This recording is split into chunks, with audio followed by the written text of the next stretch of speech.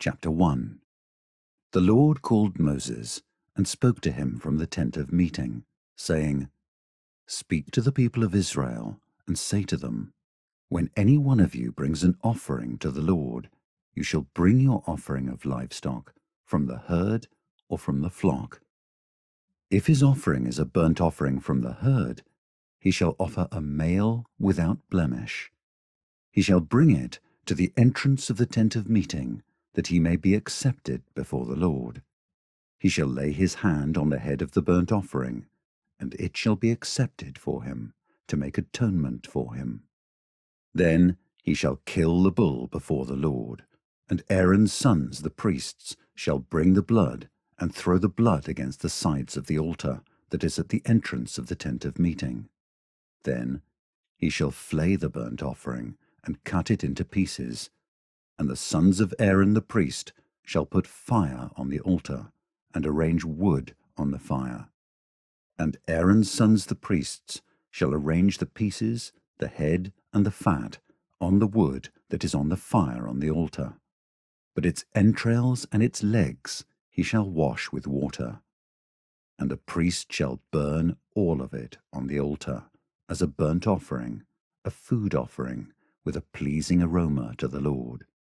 If his gift for a burnt offering is from the flock, from the sheep or goats, he shall bring a male without blemish, and he shall kill it on the north side of the altar before the Lord. And Aaron's sons the priests shall throw its blood against the sides of the altar. And he shall cut it into pieces, with its head and its fat, and the priest shall arrange them on the wood that is on the fire on the altar. But the entrails and the legs he shall wash with water. And the priest shall offer all of it, and burn it on the altar. It is a burnt offering, a food offering, with a pleasing aroma to the Lord. If his offering to the Lord is a burnt offering of birds, then he shall bring his offering of turtle doves or pigeons. And the priest shall bring it to the altar, and wring off its head, and burn it on the altar. Its blood shall be drained out on the side of the altar. He shall remove its crop with its contents, and cast it beside the altar on the east side, in the place for ashes. He shall tear it open by its wings, but shall not sever it completely. And the priest shall burn it on the altar, on the wood that is on the fire. It is a burnt offering, a food offering, with a pleasing aroma to the Lord. Chapter 2. When anyone brings a grain offering as an offering to the Lord, his offering shall be of fine flour. He shall pour oil on it, and put frankincense on it, and bring it to Aaron's sons the priests. And he shall take from it a handful of the fine flour and oil, with all of its frankincense, and the priest shall burn this as its memorial portion on the altar, a food offering, with a pleasing aroma to the Lord. But the rest of the grain offering shall be for Aaron and his sons. It is a most holy part of the Lord's food offerings. When you bring a grain offering baked in the oven as an offering, it shall be unleavened loaves of fine flour mixed with oil, or unleavened wafers smeared with oil. And if your offering is a grain offering baked on a griddle, it shall be of fine flour, unleavened, mixed with oil. You shall break it in pieces and pour oil on it. It is a grain offering. And if your offering is a grain offering cooked in a pan, it shall be made of fine flour with oil. And you shall bring the grain offering that is made of these things to the Lord. And when it is presented to the priest, he shall bring it to the altar. And the priest shall take from the grain offering its memorial portion, and burn this on the altar, a food offering, with a pleasing aroma to the Lord. But the rest of the grain offering shall be for Aaron and his sons. It is a most holy part of the Lord's food offerings. No grain offering that you bring to the Lord shall be made with leaven, for you shall burn no leaven, nor any honey, as a food offering to the Lord. As an offering of firstfruits, you may bring them to the Lord. but they shall not be offered on the altar for a pleasing aroma. You shall season all your grain offerings with salt. You shall not let the salt of the covenant with your God be missing from your grain offering. With all your offerings you shall offer salt. If you offer a grain offering of firstfruits to the Lord, you shall offer for the grain offering of your firstfruits fresh ears, roasted with fire, crushed new grain. And you shall put oil on it, and lay frankincense on it. It is a grain offering. And the priest shall burn as its memorial portion some of the crushed grain, and some of the oil, with all of its frankincense. It is a food offering to the Lord. Chapter 3. If his offering is a sacrifice of peace offering, if he offers an animal from the herd, male or female, he shall offer it without blemish before the Lord. And he shall lay his hand on the head of his offering, and kill it at the entrance of the tent of meeting. And Aaron's sons, the priests, shall throw the blood against the sides of the altar. And from the sacrifice of the peace offering, as a food offering to the Lord, he shall offer the fat covering the entrails, and all the fat that is on the entrails, and the 2 kidneys with the fat that is on them at the loins, and the long lobe of the liver that he shall remove with the kidneys. Then Aaron's sons shall burn it on the altar, on top of the burnt offering, which is on the wood, on the fire. It is a food offering, with a pleasing aroma to the Lord. If his offering for a sacrifice of peace offering to the Lord is an animal from the flock, male or female, he shall offer it without blemish. If he offers a lamb for his offering, then he shall offer it before the Lord, lay his hand on the head of his offering, and kill it in front of the tent of meeting. And Aaron's sons shall throw its blood against the sides of the altar. Then from the sacrifice of the peace offering he shall offer as a food offering to the Lord its fat. He shall remove the whole fat tail, cut off close to the backbone, and the fat that covers the entrails, and all the fat that is on the entrails, and the 2 kidneys with the fat that is on them at the loins, and the long lobe of the liver that he shall remove with the kidneys. And the priest shall burn it on the altar as a food offering to the Lord. If his offering is a goat, then he shall offer it before the Lord, and lay his hand on its head, and kill it in front of the tent of meeting. And the sons of Aaron shall throw its blood against the sides of the altar. Then he shall offer from it, as his offering for a food offering to the Lord, the fat covering the entrails, and all the fat that is on the entrails, and the 2 kidneys with the fat that is on them at the loins, and the long lobe of the liver that he shall remove with the kidneys. And the priest shall burn them on the altar as a food offering with a pleasing aroma. All fat is the Lord's. It shall be a statute forever throughout your generations in all your dwelling places, that you eat neither fat nor blood. Chapter 4. And the Lord spoke to Moses, saying, Speak to the people of Israel, saying, If anyone sins unintentionally in any of the Lord's commandments about things not to be done, and does any one of them, if it is the anointed priest who sins, thus bringing guilt on the people, then he shall offer for the sin that he has committed a bull from the herd without blemish to the Lord for a sin offering. He shall bring the bull to the entrance of the tent of meeting before the Lord, and lay his hand on the head of the bull, and kill the bull before the Lord. And the anointed priest shall take some of the blood of the bull, and bring it into the tent of meeting.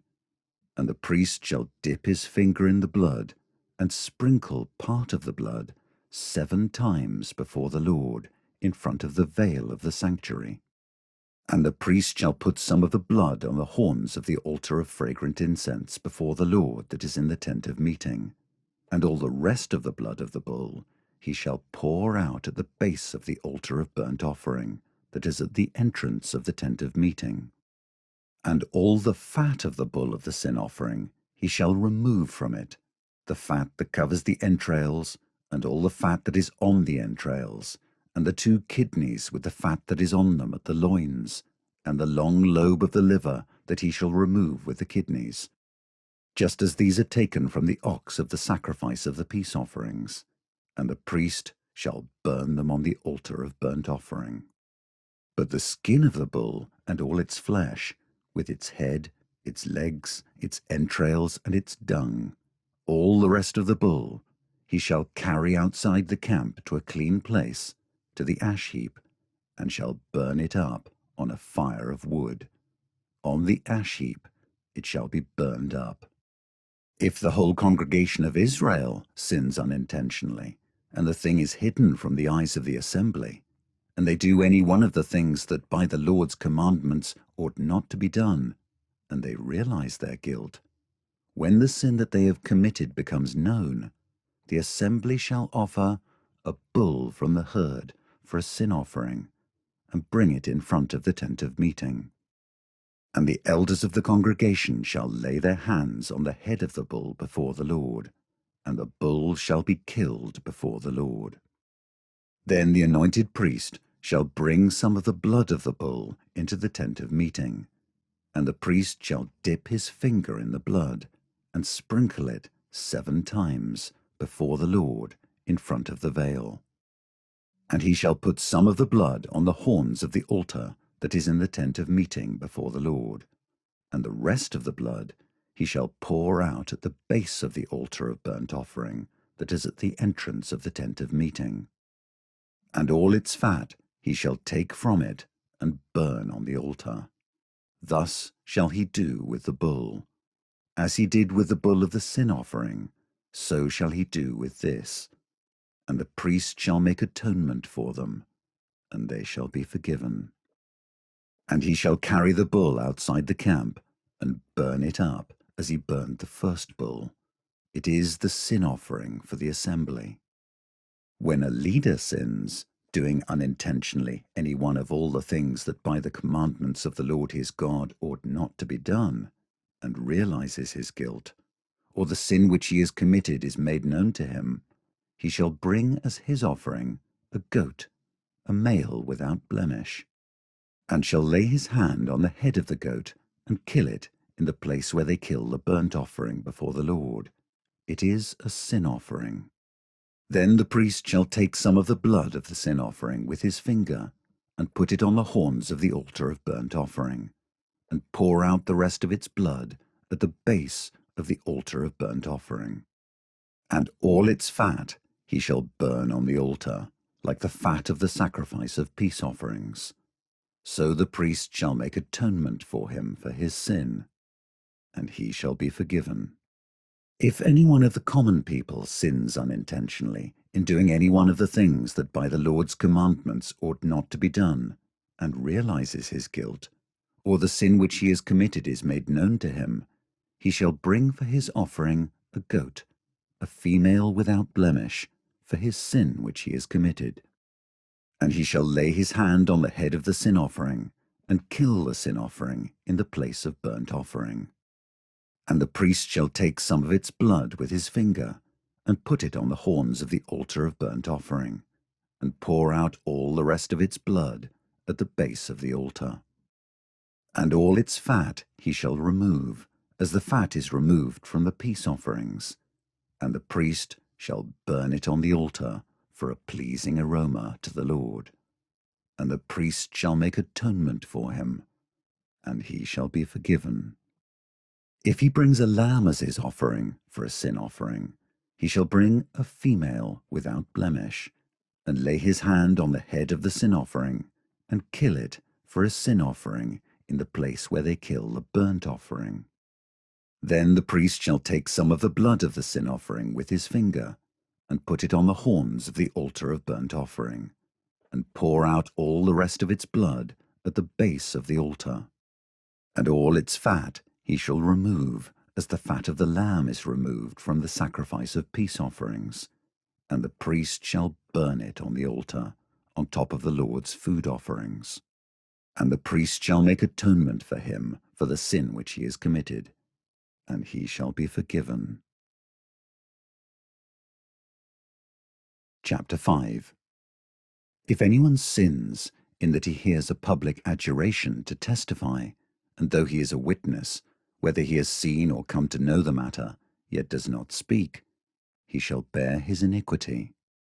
Or if anyone touches an unclean thing, whether a carcass of an unclean wild animal, or a carcass of unclean livestock, or a carcass of unclean swarming things, and it is hidden from him, and he is become unclean, and he realizes his guilt, or if he touches human uncleanness, of whatever sort the uncleanness may be with which one becomes unclean, and it is hidden from him, when he comes to know it and realizes his guilt, or if anyone utters with his lips a rash oath to do evil or to do good, any sort of rash oath that people swear, and it is hidden from him, when he comes to know it and he realizes his guilt in any of these, when he realizes his guilt in any of these and confesses the sin he has committed, he shall bring to the Lord as his compensation for the sin that he has committed a female from the flock, a lamb or a goat,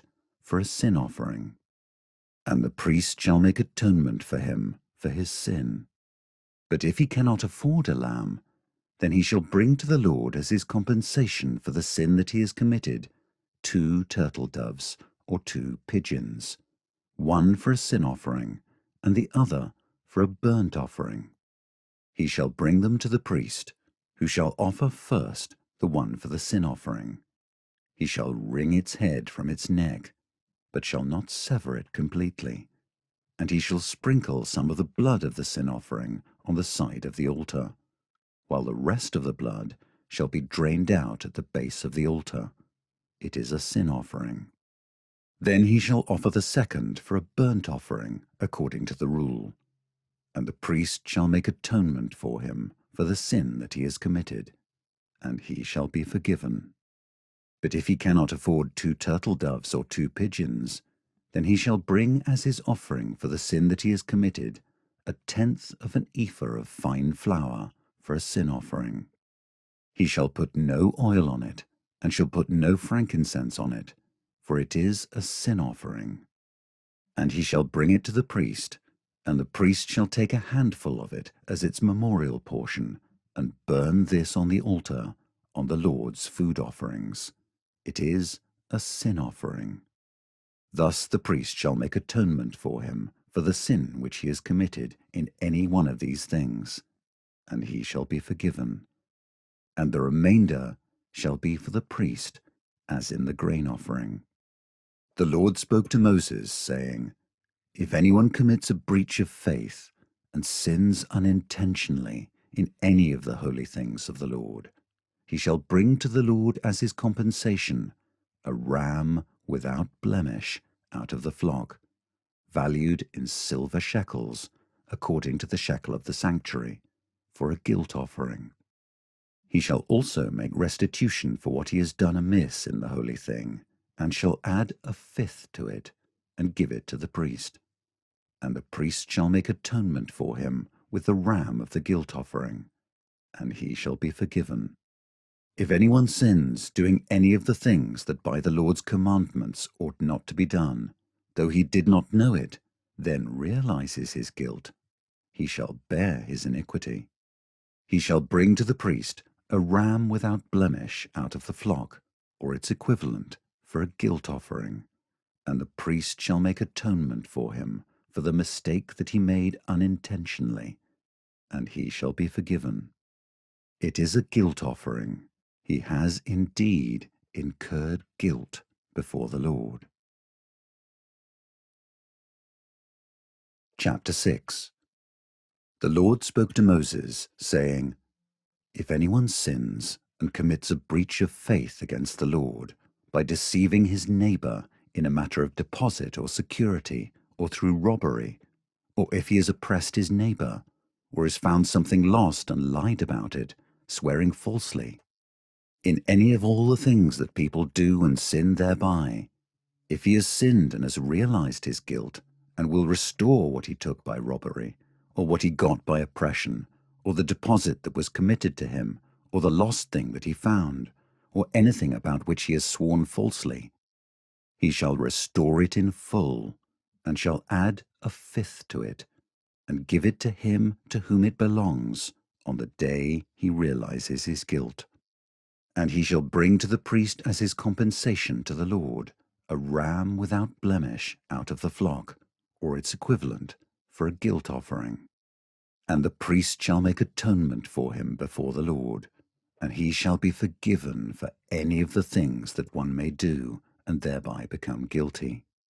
The Lord spoke to Moses, saying, Command Aaron and his sons, saying, This is the law of the burnt offering. The burnt offering shall be on the hearth on the altar all night until the morning, and the fire of the altar shall be kept burning on it. And the priest shall put on his linen garment, and put his linen undergarment on his body, and he shall take up the ashes to which the fire has reduced the burnt offering on the altar, and put them beside the altar. Then he shall take off his garments, and put on other garments, and carry the ashes outside the camp to a clean place. The fire on the altar shall be kept burning on it. It shall not go out. The priest shall burn wood on it every morning, and he shall arrange the burnt offering on it, and shall burn on it the fat of the peace offerings.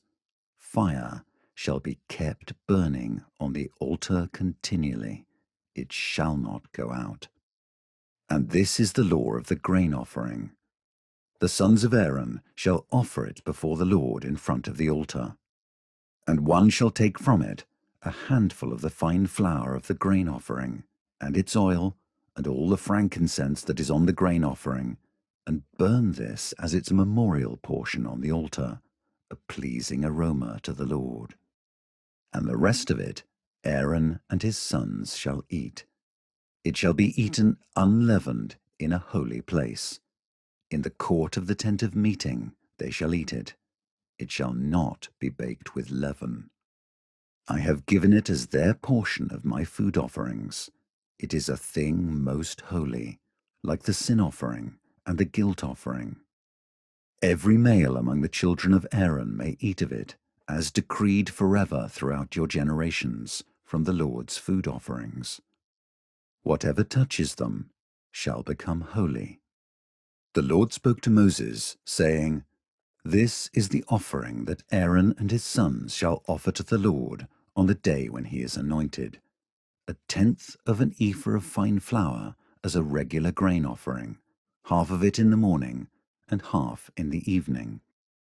It shall be made with oil on a griddle. You shall bring it well mixed in baked pieces like a grain offering, and offer it for a pleasing aroma to the Lord. The priest from among Aaron's sons, who is anointed to succeed him, shall offer it to the Lord, as decreed, forever. The whole of it shall be burned. Every grain offering of a priest shall be wholly burned. It shall not be eaten. The Lord spoke to Moses, saying, Speak to Aaron and his sons, saying, This is the law of the sin offering. In the place where the burnt offering is killed, shall the sin offering be killed before the Lord. It is most holy. The priest who offers it for sin shall eat it. In a holy place it shall be eaten, in the court of the tent of meeting. Whatever touches its flesh shall be holy, and when any of its blood is splashed on a garment, you shall wash that on which it was splashed in a holy place, and the earthenware vessel in which it is boiled shall be broken. But if it is boiled in a bronze vessel, that shall be scoured and rinsed in water. Every male among the priests may eat of it. It is most holy. But no sin offering shall be eaten from which any blood is brought into the tent of meeting, to make atonement in the holy place. It shall be burned up with fire. Chapter 7. This is the law of the guilt offering. It is most holy. In the place where they kill the burnt offering, they shall kill the guilt offering, and its blood shall be thrown against the sides of the altar. And all its fat shall be offered, the fat tail, the fat that covers the entrails, the 2 kidneys with the fat that is on them at the loins, and the long lobe of the liver that he shall remove with the kidneys. The priest shall burn them on the altar as a food offering to the Lord. It is a guilt offering. Every male among the priests may eat of it. It shall be eaten in a holy place. It is most holy. The guilt offering is just like the sin offering. There is one law for them. The priest who makes atonement with it shall have it. And the priest who offers any man's burnt offering shall have for himself the skin of the burnt offering that he has offered. And every grain offering baked in the oven, and all that is prepared on a pan or a griddle, shall belong to the priest who offers it. And every grain offering, mixed with oil or dry, shall be shared equally among all the sons of Aaron. And this is the law of the sacrifice of peace offerings that one may offer to the Lord. If he offers it for a thanksgiving, then he shall offer with the thanksgiving sacrifice unleavened loaves mixed with oil, unleavened wafers smeared with oil, and loaves of fine flour well mixed with oil. With the sacrifice of his peace offerings for thanksgiving, he shall bring his offering with loaves of leavened bread, and from it he shall offer 1 loaf from each offering as a gift to the Lord. It shall belong to the priest who throws the blood of the peace offerings. And the flesh of the sacrifice of his peace offerings for thanksgiving shall be eaten on the day of his offering. He shall not leave any of it until the morning. But if the sacrifice of his offering is a vow offering or a free will offering, it shall be eaten on the day that he offers his sacrifice, and on the next day what remains of it shall be eaten. But what remains of the flesh of the sacrifice on the 3rd day shall be burned up with fire. If any of the flesh of the sacrifice of his peace offering is eaten on the 3rd day, he who offers it shall not be accepted, neither shall it be credited to him. It is tainted, and he who eats of it shall bear his iniquity. Flesh that touches any unclean thing shall not be eaten. It shall be burned up with fire. All who are clean may eat flesh, but the person who eats of the flesh of the sacrifice of the Lord's peace offerings while an uncleanness is on him, that person shall be cut off from his people. And if anyone touches an unclean thing, whether human uncleanness or an unclean beast or any unclean detestable creature, and then eats some flesh from the sacrifice of the Lord's peace offerings, that person shall be cut off from his people.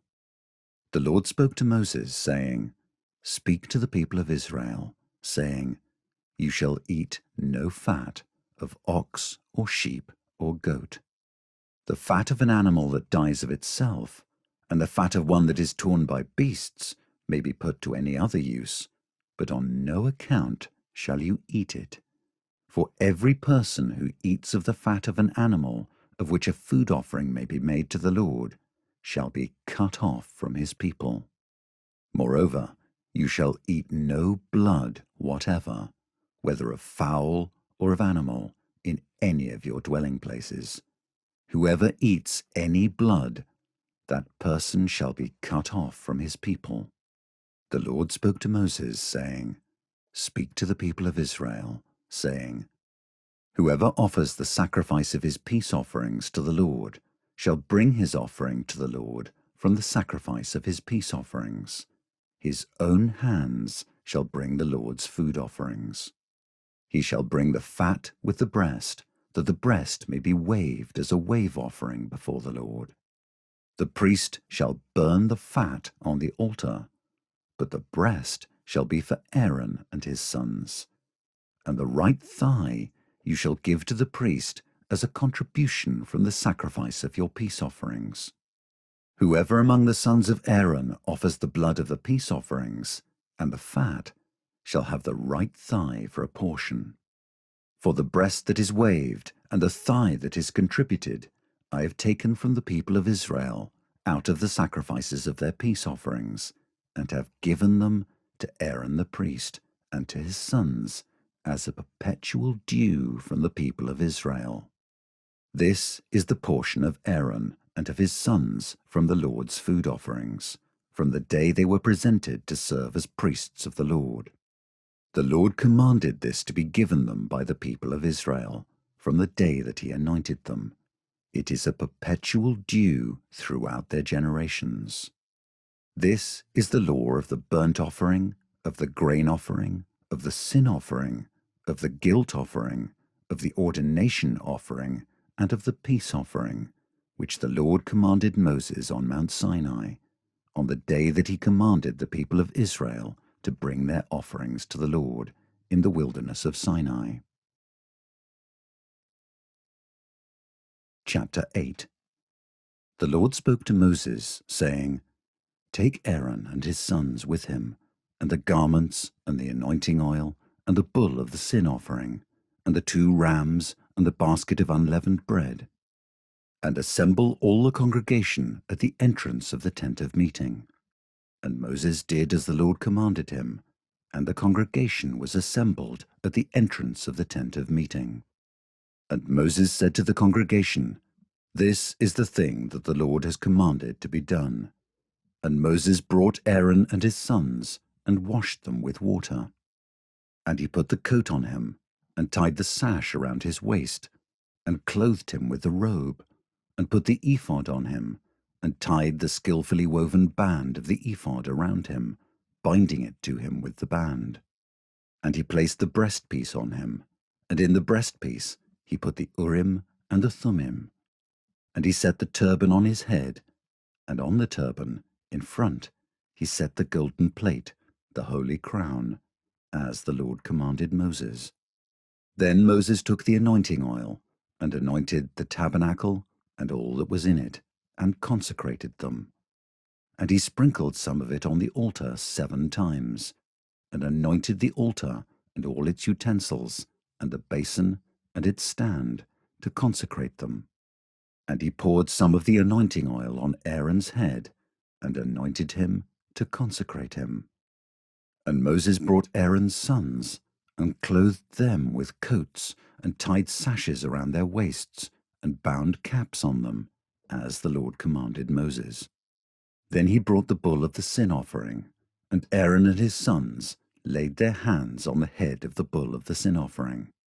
And he killed it. And Moses took the blood, and with his finger put it on the horns of the altar around it, and purified the altar, and poured out the blood at the base of the altar, and consecrated it, to make atonement for it. And he took all the fat that was on the entrails, and the long lobe of the liver, and the 2 kidneys with their fat, and Moses burned them on the altar. But the bull, and its skin, and its flesh, and its dung, he burned up with fire outside the camp, as the Lord commanded Moses. Then he presented the ram of the burnt offering, and Aaron and his sons laid their hands on the head of the ram, and he killed it, and Moses threw the blood against the sides of the altar. He cut the ram into pieces, and Moses burned the head and the pieces and the fat. He washed the entrails and the legs with water, and Moses burnt the whole ram on the altar. It was a burnt offering with a pleasing aroma, a food offering for the Lord, as the Lord commanded Moses. Then he presented the other ram, the ram of ordination, and Aaron and his sons laid their hands on the head of the ram. And he killed it, and Moses took some of its blood, and put it on the lobe of Aaron's right ear, and on the thumb of his right hand, and on the big toe of his right foot. Then he presented Aaron's sons, and Moses put some of the blood on the lobes of their right ears, and on the thumbs of their right hands, and on the big toes of their right feet. And Moses threw the blood against the sides of the altar. Then he took the fat, and the fat tail, and all the fat that was on the entrails, and the long lobe of the liver, and the 2 kidneys with their fat, and the right thigh, And out of the basket of unleavened bread that was before the Lord, he took 1 unleavened loaf, and 1 loaf of bread with oil, and 1 wafer, and placed them on the pieces of fat, and on the right thigh. And he put all these in the hands of Aaron, and in the hands of his sons, and waved them as a wave offering before the Lord. Then Moses took them from their hands, and burned them on the altar with the burnt offering. This was an ordination offering with a pleasing aroma, a food offering to the Lord. And Moses took the breast and waved it for a wave offering before the Lord. It was Moses' portion of the ram of ordination, as the Lord commanded Moses. Then Moses took some of the anointing oil and of the blood that was on the altar, and sprinkled it on Aaron and his garments, and also on his sons and his sons' garments. So he consecrated Aaron and his garments, and his sons garments with him.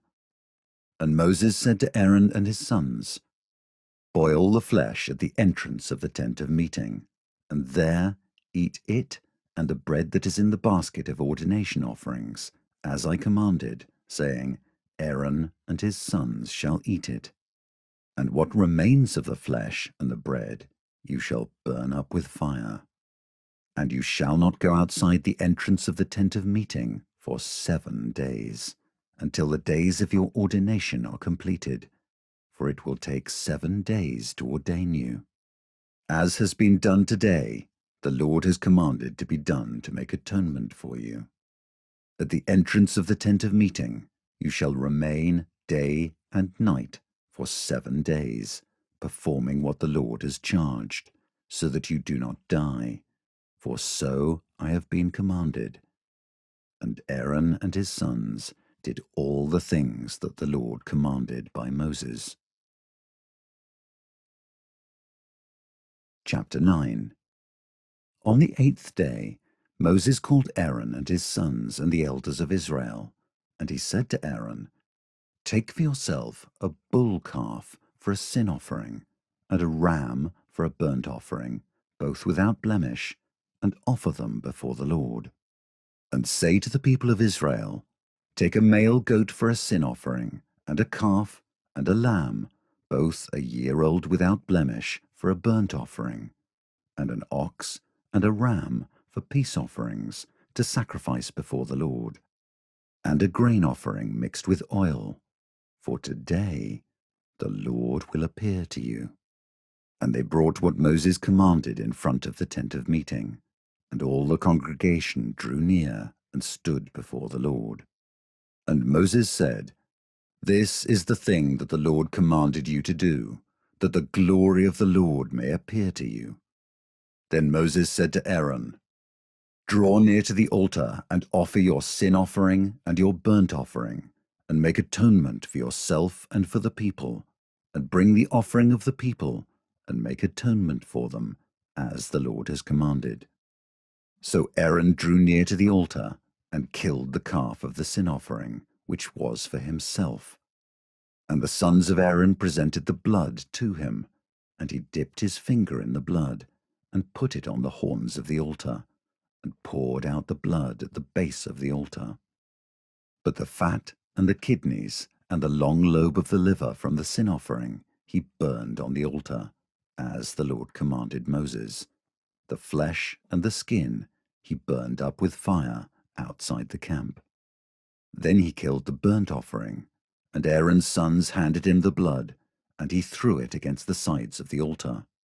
And they handed the burnt offering to him, piece by piece, and the head, and he burned them on the altar. And he washed the entrails and the legs, and burned them with the burnt offering on the altar. Then he presented the people's offering, and took the goat of the sin offering that was for the people, and killed it, and offered it as a sin offering, like the first one. And he presented the burnt offering, and offered it according to the rule. And he presented the grain offering, took a handful of it, and burned it on the altar, besides the burnt offering of the morning. Then he killed the ox and the ram, the sacrifice of peace offerings for the people. And Aaron's sons handed him the blood, and he threw it against the sides of the altar. But the fat pieces of the ox and of the ram, the fat tail and that which covers the entrails, and the kidneys, and the long lobe of the liver, they put the fat pieces on the breasts, and he burned the fat pieces on the altar. But the breasts and the right thigh Aaron waved for a wave offering before the Lord, as Moses commanded. Then Aaron lifted up his hands toward the people and blessed them. And he came down from offering the sin offering and the burnt offering and the peace offerings. And Moses and Aaron went into the tent of meeting. And when they came out, they blessed the people. And the glory of the Lord appeared to all the people. And fire came out from before the Lord, and consumed the burnt offering and the pieces of fat on the altar. And when all the people saw it, they shouted and fell on their faces. Chapter 10. Now Nadab and Abihu, the sons of Aaron, each took his censer and put fire in it, and laid incense on it, and offered unauthorized fire before the Lord, which he had not commanded them. And fire came out from before the Lord, and consumed them, and they died before the Lord. Then Moses said to Aaron, This is what the Lord has said. Among those who are near me, I will be sanctified, and before all the people, I will be glorified. And Aaron held his peace. And Moses called Mishael and Elzaphan, the sons of Uzziel, the uncle of Aaron, and said to them, Come near, carry your brothers away from the front of the sanctuary and out of the camp. So they came near and carried them in their coats out of the camp, as Moses had said. And Moses said to Aaron and to Eleazar and Ithamar his sons, Do not let the hair of your heads hang loose, and do not tear your clothes, lest you die, and wrath come upon all the congregation. But let your brothers, the whole house of Israel, bewail the burning that the Lord has kindled. And do not go outside the entrance of the tent of meeting, lest you die, for the anointing oil of the Lord is upon you. And they did according to the word of Moses. And the Lord spoke to Aaron, saying, Drink no wine or strong drink, you or your sons with you, when you go into the tent of meeting, lest you die.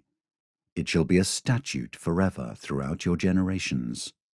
You are to distinguish between the holy and the common, and between the unclean and the clean. And you are to teach the people of Israel all the statutes that the Lord has spoken to them by Moses. Moses spoke to Aaron and to Eleazar and Ithamar his surviving sons. Take the grain offering that is left of the Lord's food offerings, and eat it unleavened beside the altar, for it is most holy. You shall eat it in a holy place, because it is your due and your son's due from the Lord's food offerings, for so I am commanded. But the breast that is waved and the thigh that is contributed you shall eat in a clean place, you and your sons and your daughters with you, for they are given as your due and your son's due from the sacrifices of the peace offerings of the people of Israel. The thigh that is contributed and the breast that is waved they shall bring with the food offerings of the fat pieces to wave for a wave offering before the Lord. And it shall be yours and your sons with you as a due forever, as the Lord has commanded. Now Moses diligently inquired about the goat of the sin offering, and behold, it was burned up. And he was angry with Eleazar and Ithamar, the surviving sons of Aaron, saying, Why have you not eaten the sin offering in the place of the sanctuary, since it is a thing most holy, and has been given to you that you may bear the iniquity of the congregation, to make atonement for them before the Lord? Behold, its blood was not brought into the inner part of the sanctuary. You certainly ought to have eaten it in the sanctuary, as I commanded. And Aaron said to Moses, Behold, today they have offered their sin offering and their burnt offering before the Lord, and yet such things as these have happened to me. If I had eaten the sin offering today, would the Lord have approved? And when Moses heard that, he approved. Chapter 11. And the Lord spoke to Moses and Aaron, saying to them, Speak to the people of Israel, saying, These are the living things that you may eat among all the animals that are on the earth. Whatever parts the hoof and is cloven-footed, and chews the cud among the animals, you may eat.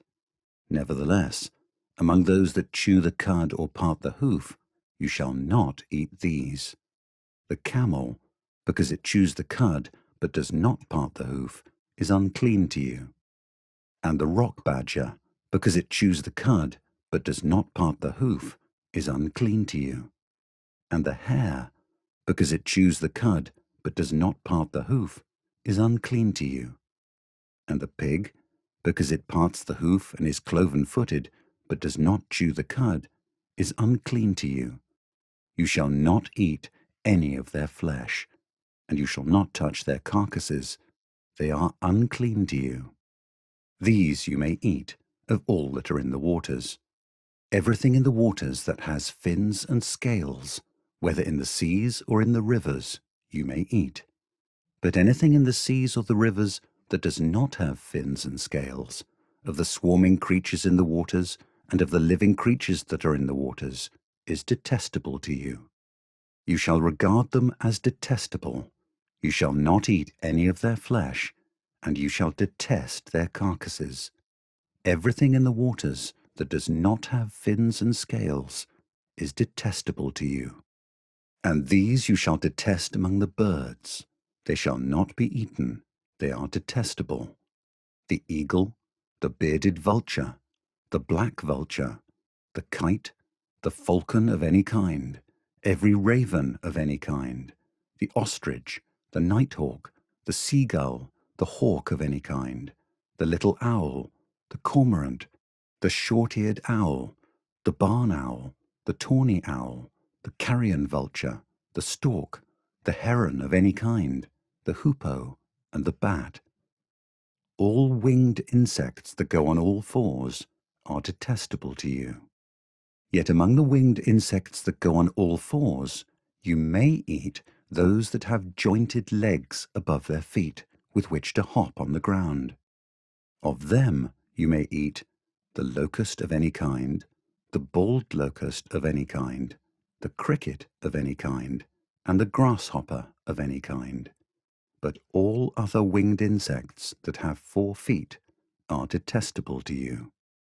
And by these you shall become unclean. Whoever touches their carcass shall be unclean until the evening, and whoever carries any part of their carcass shall wash his clothes and be unclean until the evening. Every animal that parts the hoof, but is not cloven-footed, or does not chew the cud, is unclean to you. Everyone who touches them shall be unclean. And all that walk on their paws among the animals that go on all fours are unclean to you. Whoever touches their carcass shall be unclean until the evening, and he who carries their carcass shall wash his clothes and be unclean until the evening. They are unclean to you. And these are unclean to you among the swarming things that swarm on the ground: the mole rat, the mouse, the great lizard of any kind, the gecko, the monitor lizard, the sand lizard, and the chameleon. These are unclean to you among all that swarm. Whoever touches them when they are dead shall be unclean until the evening. And anything on which any of them falls when they are dead shall be unclean, whether it is an article of wood, or a garment, or a skin, or a sack, any article that is used for any purpose. It must be put into water, and it shall be unclean until the evening. Then it shall be clean. And if any of them falls into any earthenware vessel, all that is in it shall be unclean, and you shall break it. Any food in it that could be eaten on which water comes shall be unclean, and all drink that could be drunk from every such vessel shall be unclean. And everything on which any part of their carcass falls shall be unclean, whether oven or stove, it shall be broken in pieces. They are unclean, and shall remain unclean for you. Nevertheless, a spring or a cistern holding water shall be clean, but whoever touches a carcass in them shall be unclean. And if any part of their carcass falls upon any seed grain that is to be sown, it is clean.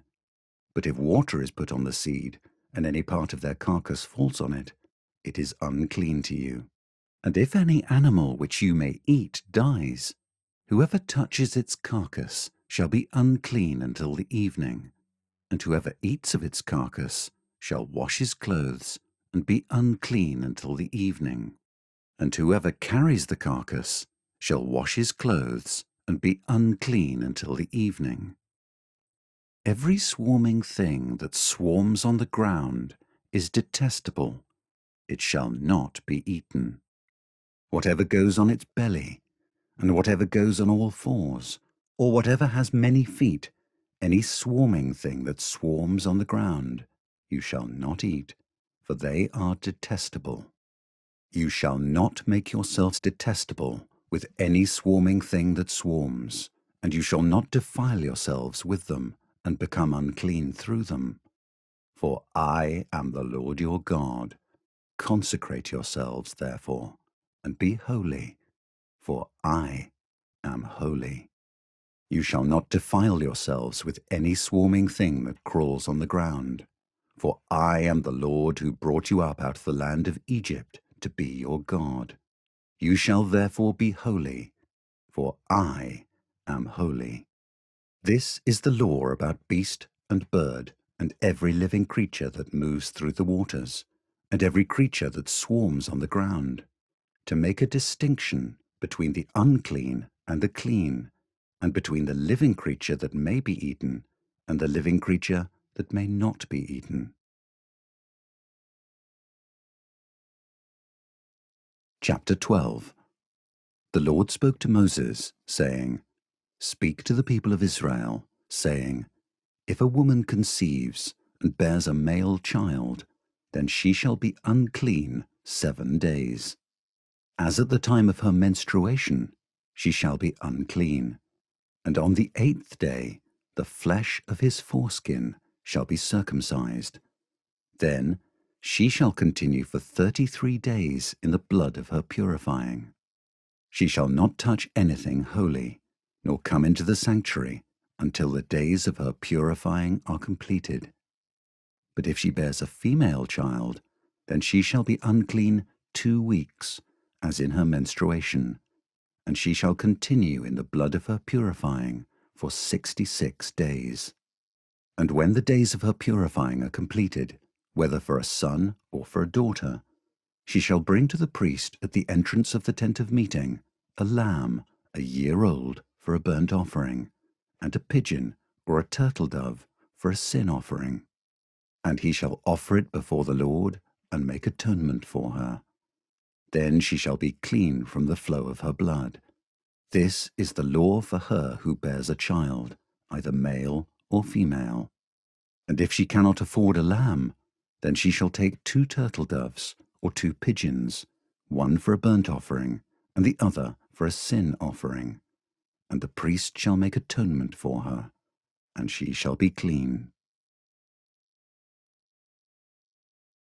Chapter 13. The Lord spoke to Moses and Aaron, saying, When a person has on the skin of his body a swelling or an eruption or a spot, and it turns into a case of leprous disease on the skin of his body, then he shall be brought to Aaron the priest, or to one of his sons the priests, and the priest shall examine the diseased area on the skin of his body. And if the hair in the diseased area has turned white, and the disease appears to be deeper than the skin of his body, it is a case of leprous disease. When the priest has examined him, he shall pronounce him unclean. But if the spot is white in the skin of his body, and appears no deeper than the skin, and the hair in it has not turned white, the priest shall shut up the diseased person for 7 days. And the priest shall examine him on the 7th day, and if in his eyes the disease is checked, and the disease has not spread in the skin, then the priest shall shut him up for another 7 days. And the priest shall examine him again on the 7th day. And if the diseased area has faded, and the disease has not spread in the skin, then the priest shall pronounce him clean. It is only an eruption, and he shall wash his clothes and be clean. But if the eruption spreads in the skin after he has shown himself to the priest for his cleansing, he shall appear again before the priest, and the priest shall look, and if the eruption has spread in the skin, then the priest shall pronounce him unclean. It is a leprous disease. When a man is afflicted with a leprous disease, he shall be brought to the priest, and the priest shall look. And if there is a white swelling in the skin that has turned the hair white, and there is raw flesh in the swelling, it is a chronic leprous disease in the skin of his body, and the priest shall pronounce him unclean. He shall not shut him up, for he is unclean. And if the leprous disease breaks out in the skin, so that the leprous disease covers all the skin of the diseased person from head to foot, so far as the priest can see, then the priest shall look, and if the leprous disease has covered all his body, he shall pronounce him clean of the disease. It is all turned white, and he is clean. But when raw flesh appears on him, he shall be unclean, and the priest shall examine the raw flesh and pronounce him unclean. Raw flesh is unclean, for it is a leprous disease. But if the raw flesh recovers and turns white again, then he shall come to the priest, and the priest shall examine him. And if the disease has turned white, then the priest shall pronounce the diseased person clean. He is clean. If there is in the skin of one's body a boil and it heals, and in the place of the boil there comes a white swelling or a reddish white spot, then it shall be shown to the priest. And the priest shall look, and if it appears deeper than the skin, and its hair has turned white, then the priest shall pronounce him unclean. It is a case of leprous disease that has broken out in the boil. But if the priest examines it, and there is no white hair in it, and it is not deeper than the skin, but has faded, then the priest shall shut him up 7 days. And if it spreads in the skin, then the priest shall pronounce him unclean. It is a disease. But if the spot remains in one place and does not spread, it is the scar of the boil, and the priest shall pronounce him clean. Or, when the body has a burn on its skin, and the raw flesh of the burn becomes a spot, reddish white or white, the priest shall examine it, and if the hair in the spot has turned white, and it appears deeper than the skin, then it is a leprous disease. It has broken out in the burn, and the priest shall pronounce him unclean. It is a case of leprous disease. But if the priest examines it, and there is no white hair in the spot, and it is no deeper than the skin, but has faded, the priest shall shut him up 7 days, and the priest shall examine him the 7th day. If it is spreading in the skin, then the priest shall pronounce him unclean. It is a case of leprous disease. But if the spot remains in one place, and does not spread in the skin, but has faded, it is a swelling from the burn, and the priest shall pronounce him clean, for it is the scar of the burn. When a man or woman has a disease on the head or the beard, the priest shall examine the disease. And if it appears deeper than the skin, and the hair in it is yellow and thin, then the priest shall pronounce him unclean. It is an itch, a leprous disease of the head or the beard. And if the priest examines the itching disease, and it appears no deeper than the skin, and there is no black hair in it, then the priest shall shut up the person with the itching disease for 7 days. And on the 7th day, the priest shall examine the disease. If the itch has not spread, and there is in it no yellow hair, and the itch appears to be no deeper than the skin, then he shall shave himself, but the itch he shall not shave, and the priest shall shut up the person with the itching disease for another 7 days. And on the 7th day the priest shall examine the itch, and if the itch has not spread in the skin, and it appears to be no deeper than the skin, then the priest shall pronounce him clean, and he shall wash his clothes and be clean. But if the itch spreads in the skin after his cleansing, then the priest shall examine him, and if the itch has spread in the skin, the priest need not seek for the yellow hair. He is unclean. But if in his eyes the itch is unchanged, and black hair has grown in it, the itch is healed, and he is clean, and the priest shall pronounce him clean. When a man or a woman has spots on the skin of the body, white spots, the priest shall look, and if the spots on the skin of the body are of a dull white, it is leukoderma that is broken out in the skin. He is clean. If a man's hair falls out from his head, he is bald. He is clean. And if a man's hair falls out from his forehead, he has baldness of the forehead. He is clean. But if there is on the bald head or the bald forehead a reddish-white diseased area, it is a leprous disease breaking out on his bald head or his bald forehead. Then the priest shall examine him, and if the diseased swelling is reddish-white on his bald head or on his bald forehead, like the appearance of leprous disease in the skin of the body, he is a leprous man. He is unclean. The priest must pronounce him unclean. His disease is on his head. The leprous person who has the disease shall wear torn clothes and let the hair of his head hang loose, and he shall cover his upper lip and cry out, "Unclean, unclean." He shall remain unclean as long as he has the disease. He is unclean. He shall live alone. His dwelling shall be outside the camp.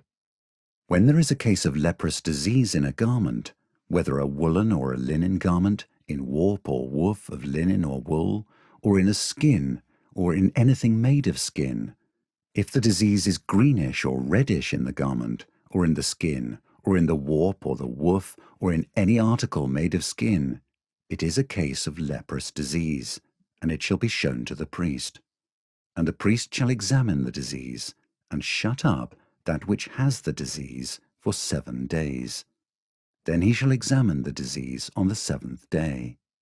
If the disease has spread in the garment, in the warp or the woof, or in the skin, whatever be the use of the skin, the disease is a persistent leprous disease.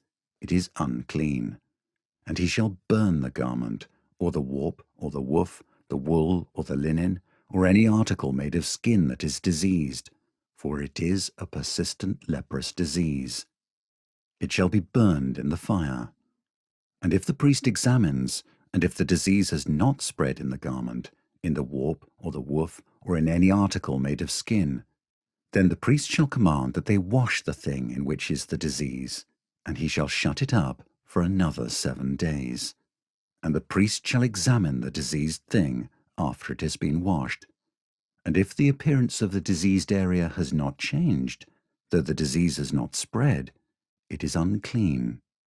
You shall burn it in the fire, whether the rot is on the back or on the front. But if the priest examines, and if the diseased area has faded after it has been washed, he shall tear it out of the garment, or the skin, or the warp, or the woof. Then, if it appears again in the garment, in the warp, or the woof, or in any article made of skin, it is spreading. You shall burn with fire whatever has the disease. But the garment, or the warp, or the woof, or any article made of skin from which the disease departs when you have washed it, shall then be washed a second time, and be clean. This is the law for a case of leprous disease, in a garment of wool or linen, either in the warp or the woof, or in any article made of skin, to determine whether it is clean or unclean. Chapter 14. The Lord spoke to Moses, saying, This shall be the law of the leprous person for the day of his cleansing. He shall be brought to the priest, and the priest shall go out of the camp, and the priest shall look. Then, if the case of leprous disease is healed in the leprous person, the priest shall command them to take for him who is to be cleansed 2 live clean birds, and cedar wood, and scarlet yarn, and hyssop. And the priest shall command them to kill one of the birds in an earthenware vessel over fresh water. He shall take the live bird with the cedar wood and the scarlet yarn and the hyssop, and dip them and the live bird in the blood of the bird that was killed over the fresh water. And he shall sprinkle it 7 times on him who is to be cleansed of the leprous disease. Then he shall pronounce him clean, and shall let the living bird go into the open field. And he who is to be cleansed shall wash his clothes, and shave off all his hair, and bathe himself in water, and he shall be clean. And after that he may come into the camp, but live outside his tent 7 days. And on the 7th day he shall shave off all his hair from his head, his beard, and his eyebrows. He shall shave off all his hair, and then he shall wash his clothes, and bathe his body in water, and he shall be clean. And on the 8th day he shall take 2 male lambs without blemish, and 1 ewe lamb a year old without blemish, and a grain offering of 3/10 of an ephah of fine flour mixed with oil, and 1 log of oil. And the priest who cleanses him shall set the man who is to be cleansed and these things before the Lord at the entrance of the tent of meeting. And the priest shall take one of the male lambs and offer it for a guilt offering, along with a log of oil, and wave them for a wave offering before the Lord. And he shall kill the lamb in the place where they kill the sin offering, and the burnt offering, in the place of the sanctuary. For the guilt offering, like the sin offering, belongs to the priest. It is most holy. The priest shall take some of the blood of the guilt offering, and the priest shall put it on the lobe of the right ear of him who is to be cleansed, and on the thumb of his right hand, and on the big toe of his right foot. Then the priest shall take some of the log of oil, and pour it into the palm of his own left hand, and dip his right finger in the oil that is in his left hand, and sprinkle some oil with his finger 7 times before the Lord. And some of the oil that remains in his hand the priest shall put on the lobe of the right ear of him who is to be cleansed, and on the thumb of his right hand, and on the big toe of his right foot, on top of the blood of the guilt offering. And the rest of the oil that is in the priest's hand he shall put on the head of him who is to be cleansed. Then the priest shall make atonement for him before the Lord. The priest shall offer the sin offering, to make atonement for him who is to be cleansed from his uncleanness. And afterward he shall kill the burnt offering. And the priest shall offer the burnt offering and the grain offering on the altar. Thus the priest shall make atonement for him, and he shall be clean. But if he is poor and cannot afford so much, then he shall take 1 male lamb for a guilt offering to be waved, to make atonement for him, and 1/10 of an ephah of fine flour mixed with oil for a grain offering, and a log of oil. Also 2 turtle doves or 2 pigeons, whichever he can afford. The one shall be a sin offering, and the other a burnt offering. And on the 8th day he shall bring them for his cleansing to the priest, to the entrance of the tent of meeting, before the Lord. And the priest shall take the lamb of the guilt offering, and the log of oil, and the priest shall wave them for a wave offering before the Lord. And he shall kill the lamb of the guilt offering. And the priest shall take some of the blood of the guilt offering, and put it on the lobe of the right ear of him who is to be cleansed, and on the thumb of his right hand, and on the big toe of his right foot. And the priest shall pour some of the oil into the palm of his own left hand, and shall sprinkle with his right finger some of the oil that is in his left hand 7 times before the Lord. And the priest shall put some of the oil that is in his hand on the lobe of the right ear of him who is to be cleansed, and on the thumb of his right hand, and on the big toe of his right foot, in the place where the blood of the guilt offering was put. And the rest of the oil that is in the priest's hand he shall put on the head of him who is to be cleansed, to make atonement for him before the Lord. And he shall offer of the turtle doves or pigeons, whichever he can afford, 1 for a sin offering, and the other for a burnt offering, along with a grain offering. And the priest shall make atonement before the Lord for him who is being cleansed. This is the law for him in whom is a case of leprous disease, who cannot afford the offerings for his cleansing. The Lord spoke to Moses and Aaron, saying, When you come into the land of Canaan, which I give you for a possession, and I put a case of leprous disease in a house in the land of your possession, then he who owns the house shall come and tell the priest, There seems to me to be some case of disease in my house. Then the priest shall command that they empty the house before the priest goes to examine the disease, lest all that is in the house be declared unclean. And afterward the priest shall go in to see the house, and he shall examine the disease. And if the disease is in the walls of the house, with greenish or reddish spots, and if it appears to be deeper than the surface, then the priest shall go out of the house to the door of the house, and shut up the house 7 days. And the priest shall come again on the 7th day, and look. If the disease has spread in the walls of the house, then the priest shall command that they take out the stones in which is the disease, and throw them into an unclean place outside the city. And he shall have the inside of the house scraped all around, and the plaster that they scrape off they shall pour out in an unclean place outside the city. Then they shall take other stones and put them in the place of those stones, and he shall take other plaster and plaster the house.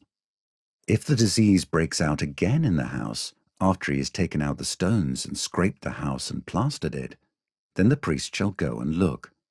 And if the disease has spread in the house, it is a persistent leprous disease in the house. It is unclean. And he shall break down the house, its stones and timber, and all the plaster of the house, and he shall carry them out of the city to an unclean place. Moreover, whoever enters the house while it is shut up shall be unclean until the evening, and whoever sleeps in the house shall wash his clothes, and whoever eats in the house shall wash his clothes. But if the priest comes and looks, and if the disease has not spread in the house after the house was plastered, then the priest shall pronounce the house clean, for the disease is healed. And for the cleansing of the house he shall take 2 small birds, with cedar wood and scarlet yarn and hyssop, and shall kill one of the birds in an earthenware vessel over fresh water, and shall take the cedar wood and the hyssop and the scarlet yarn along with the live bird, and dip them in the blood of the bird that was killed, and in the fresh water, and sprinkle the house 7 times. Thus he shall cleanse the house with the blood of the bird, and with the fresh water, and with the live bird, and with the cedar wood and hyssop and scarlet yarn. And he shall let the live bird go out of the city into the open country. So he shall make atonement for the house, and it shall be clean. This is the law for any case of leprous disease, for an itch, for leprous disease in a garment or in a house, and for a swelling or an eruption or a spot, to show when it is unclean and when it is clean. This is the law for leprous disease. Chapter 15. The Lord spoke to Moses and Aaron, saying, Speak to the people of Israel, and say to them, When any man has a discharge from his body, his discharge is unclean. And this is the law of his uncleanness for a discharge, whether his body runs with his discharge, or his body is blocked up by his discharge. It is his uncleanness. Every bed on which the one with the discharge lies shall be unclean, and everything on which he sits shall be unclean. And anyone who touches his bed shall wash his clothes and bathe himself in water, and be unclean until the evening. And whoever sits on anything on which the one with the discharge has sat shall wash his clothes and bathe himself in water, and be unclean until the evening. And whoever touches the body of the one with the discharge shall wash his clothes and bathe himself in water, and be unclean until the evening. And if the one with the discharge spits on someone who is clean, then he shall wash his clothes and bathe himself in water, and be unclean until the evening. And any saddle on which the one with the discharge rides shall be unclean, and whoever touches anything that was under him shall be unclean until the evening. And whoever carries such things shall wash his clothes and bathe himself in water, and be unclean until the evening. Anyone whom the one with the discharge touches without having rinsed his hands in water shall wash his clothes and bathe himself in water, and be unclean until the evening. And an earthenware vessel that the one with the discharge touches shall be broken, and every vessel of wood shall be rinsed in water. And when the one with the discharge is cleansed of his discharge, then he shall count for himself 7 days for his cleansing, and wash his clothes. And he shall bathe his body in fresh water, and shall be clean. And on the 8th day he shall take 2 turtle doves or 2 pigeons, and come before the Lord to the entrance of the tent of meeting, and give them to the priest. And the priest shall use them, one for a sin offering, and the other for a burnt offering. And the priest shall make atonement for him before the Lord for his discharge. If a man has an emission of semen, he shall bathe his whole body in water, and be unclean until the evening. And every garment and every skin on which the semen comes shall be washed with water, and be unclean until the evening. If a man lies with a woman, and has an emission of semen, both of them shall bathe themselves in water, and be unclean until the evening. When a woman has a discharge, and the discharge in her body is blood, she shall be in her menstrual impurity for 7 days, and whoever touches her shall be unclean until the evening, and everything on which she lies during her menstrual impurity shall be unclean. Everything also on which she sits shall be unclean, and whoever touches her bed shall wash his clothes and bathe himself in water, and be unclean until the evening. And whoever touches anything on which she sits shall wash his clothes and bathe himself in water, and be unclean until the evening. Whether it is the bed or anything on which she sits, when he touches it, he shall be unclean until the evening. And if any man lies with her, and her menstrual impurity comes upon him, he shall be unclean 7 days, and every bed on which he lies shall be unclean. If a woman has a discharge of blood for many days, not at the time of her menstrual impurity, or if she has a discharge beyond the time of her impurity, all the days of the discharge she shall continue in uncleanness. As in the days of her impurity, she shall be unclean. Every bed on which she lies, all the days of her discharge, shall be to her as the bed of her impurity. And everything on which she sits shall be unclean, as in the uncleanness of her menstrual impurity. And whoever touches these things shall be unclean, and shall wash his clothes, and bathe himself in water, and be unclean until the evening. But if she is cleansed of her discharge, she shall count for herself 7 days, and after that she shall be clean. And on the 8th day she shall take 2 turtle doves or 2 pigeons, and bring them to the priest, to the entrance of the tent of meeting. And the priest shall use one for a sin offering, and the other for a burnt offering. And the priest shall make atonement for her before the Lord, for her unclean discharge. Thus you shall keep the people of Israel separate from their uncleanness, lest they die in their uncleanness by defiling my tabernacle that is in their midst. This is the law for him who has a discharge, and for him who has an emission of semen, becoming unclean thereby.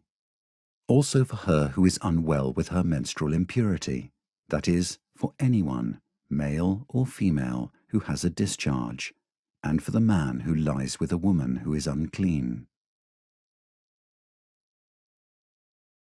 Chapter 16. The Lord spoke to Moses after the death of the 2 sons of Aaron, when they drew near before the Lord and died. And the Lord said to Moses, Tell Aaron your brother, not to come at any time into the holy place inside the veil, before the mercy seat that is on the ark, so that he may not die. For I will appear in the cloud over the mercy seat. But in this way Aaron shall come into the holy place, with a bull from the herd for a sin offering, and a ram for a burnt offering. He shall put on the holy linen coat, and shall have the linen undergarment on his body, and he shall tie the linen sash around his waist, and wear the linen turban. These are the holy garments. He shall bathe his body in water, and then put them on. And he shall take from the congregation of the people of Israel 2 male goats for a sin offering, and 1 ram for a burnt offering. Aaron shall offer the bull as a sin offering for himself, and shall make atonement for himself and for his house. Then he shall take the 2 goats and set them before the Lord at the entrance of the tent of meeting. And Aaron shall cast lots over the 2 goats, 1 lot for the Lord, and the other lot for Azazel. And Aaron shall present the goat on which the lot fell for the Lord, and use it as a sin offering. But the goat on which the lot fell for Azazel shall be presented alive before the Lord, to make atonement over it, that it may be sent away into the wilderness to Azazel. Aaron shall present the bull as a sin offering for himself, and shall make atonement for himself and for his house. He shall kill the bull as a sin offering for himself. And he shall take a censer full of coals of fire from the altar before the Lord, and 2 handfuls of sweet incense beaten small, and he shall bring it inside the veil, and put the incense on the fire before the Lord, that the cloud of the incense may cover the mercy seat that is over the testimony, so that he does not die. And he shall take some of the blood of the bull, and sprinkle it with his finger on the front of the mercy seat on the east side. And in front of the mercy seat he shall sprinkle some of the blood with his finger 7 times. Then he shall kill the goat of the sin offering that is for the people, and bring its blood inside the veil, and do with its blood as he did with the blood of the bull, sprinkling it over the mercy seat and in front of the mercy seat. Thus he shall make atonement for the holy place, because of the uncleannesses of the people of Israel, and because of their transgressions, all their sins. And so he shall do for the tent of meeting, which dwells with them in the midst of their uncleannesses. No one may be in the tent of meeting from the time he enters to make atonement in the holy place, until he comes out and has made atonement for himself and for his house and for all the assembly of Israel. Then he shall go out to the altar that is before the Lord, and make atonement for it, and shall take some of the blood of the bull and some of the blood of the goat, and put it on the horns of the altar all around. And he shall sprinkle some of the blood on it with his finger 7 times, and cleanse it and consecrate it from the uncleannesses of the people of Israel. And when he has made an end of atoning for the holy place and the tent of meeting and the altar, he shall present the live goat. And Aaron shall lay both his hands on the head of the live goat, and confess over it all the iniquities of the people of Israel, and all their transgressions, all their sins. And he shall put them on the head of the goat, and send it away into the wilderness by the hand of a man who is in readiness. The goat shall bear all their iniquities on itself to a remote area, and he shall let the goat go free in the wilderness. Then Aaron shall come into the tent of meeting, and shall take off the linen garments that he put on when he went into the holy place, and shall leave them there. And he shall bathe his body in water in a holy place, and put on his garments, and come out, and offer his burnt offering, and the burnt offering of the people, and make atonement for himself and for the people. And the fat of the sin offering he shall burn on the altar. And he who lets the goat go to Azazel shall wash his clothes, and bathe his body in water, and afterward he may come into the camp. And the bull for the sin offering, and the goat for the sin offering, whose blood was brought in to make atonement in the holy place, shall be carried outside the camp. Their skin and their flesh and their dung shall be burned up with fire, and he who burns them shall wash his clothes and bathe his body in water, and afterward he may come into the camp. And it shall be a statute to you forever, that in the 7th month, on the 10th day of the month, you shall afflict yourselves, and shall do no work, either the native or the stranger who sojourns among you. For on this day shall atonement be made for you, to cleanse you. You shall be clean before the Lord from all your sins. It is a Sabbath of solemn rest to you, and you shall afflict yourselves. It is a statute forever. And the priest who is anointed and consecrated as priest in his father's place shall make atonement, wearing the holy linen garments. He shall make atonement for the holy sanctuary, and he shall make atonement for the tent of meeting, and for the altar, and he shall make atonement for the priests, and for all the people of the assembly. And this shall be a statute forever for you, that atonement may be made for the people of Israel once in the year, because of all their sins. And Aaron did as the Lord commanded Moses. Chapter 17. And the Lord spoke to Moses, saying, Speak to Aaron and his sons, and to all the people of Israel, and say to them, This is the thing that the Lord has commanded. If any one of the house of Israel kills an ox or a lamb or a goat in the camp, or kills it outside the camp, and does not bring it to the entrance of the tent of meeting, to offer it as a gift to the Lord in front of the tabernacle of the Lord, blood guilt shall be imputed to that man. He has shed blood, and that man shall be cut off from among his people. This is to the end that the people of Israel may bring their sacrifices that they sacrifice in the open field, that they may bring them to the Lord, to the priest at the entrance of the tent of meeting, and sacrifice them as sacrifices of peace offerings to the Lord.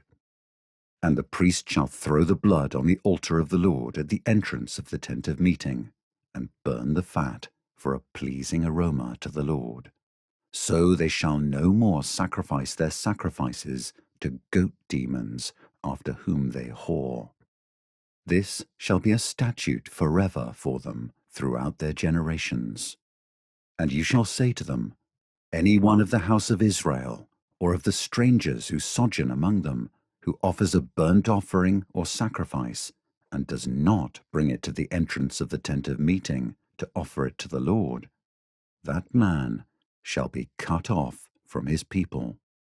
If any one of the house of Israel, or of the strangers who sojourn among them, eats any blood, I will set my face against that person who eats blood, and will cut him off from among his people.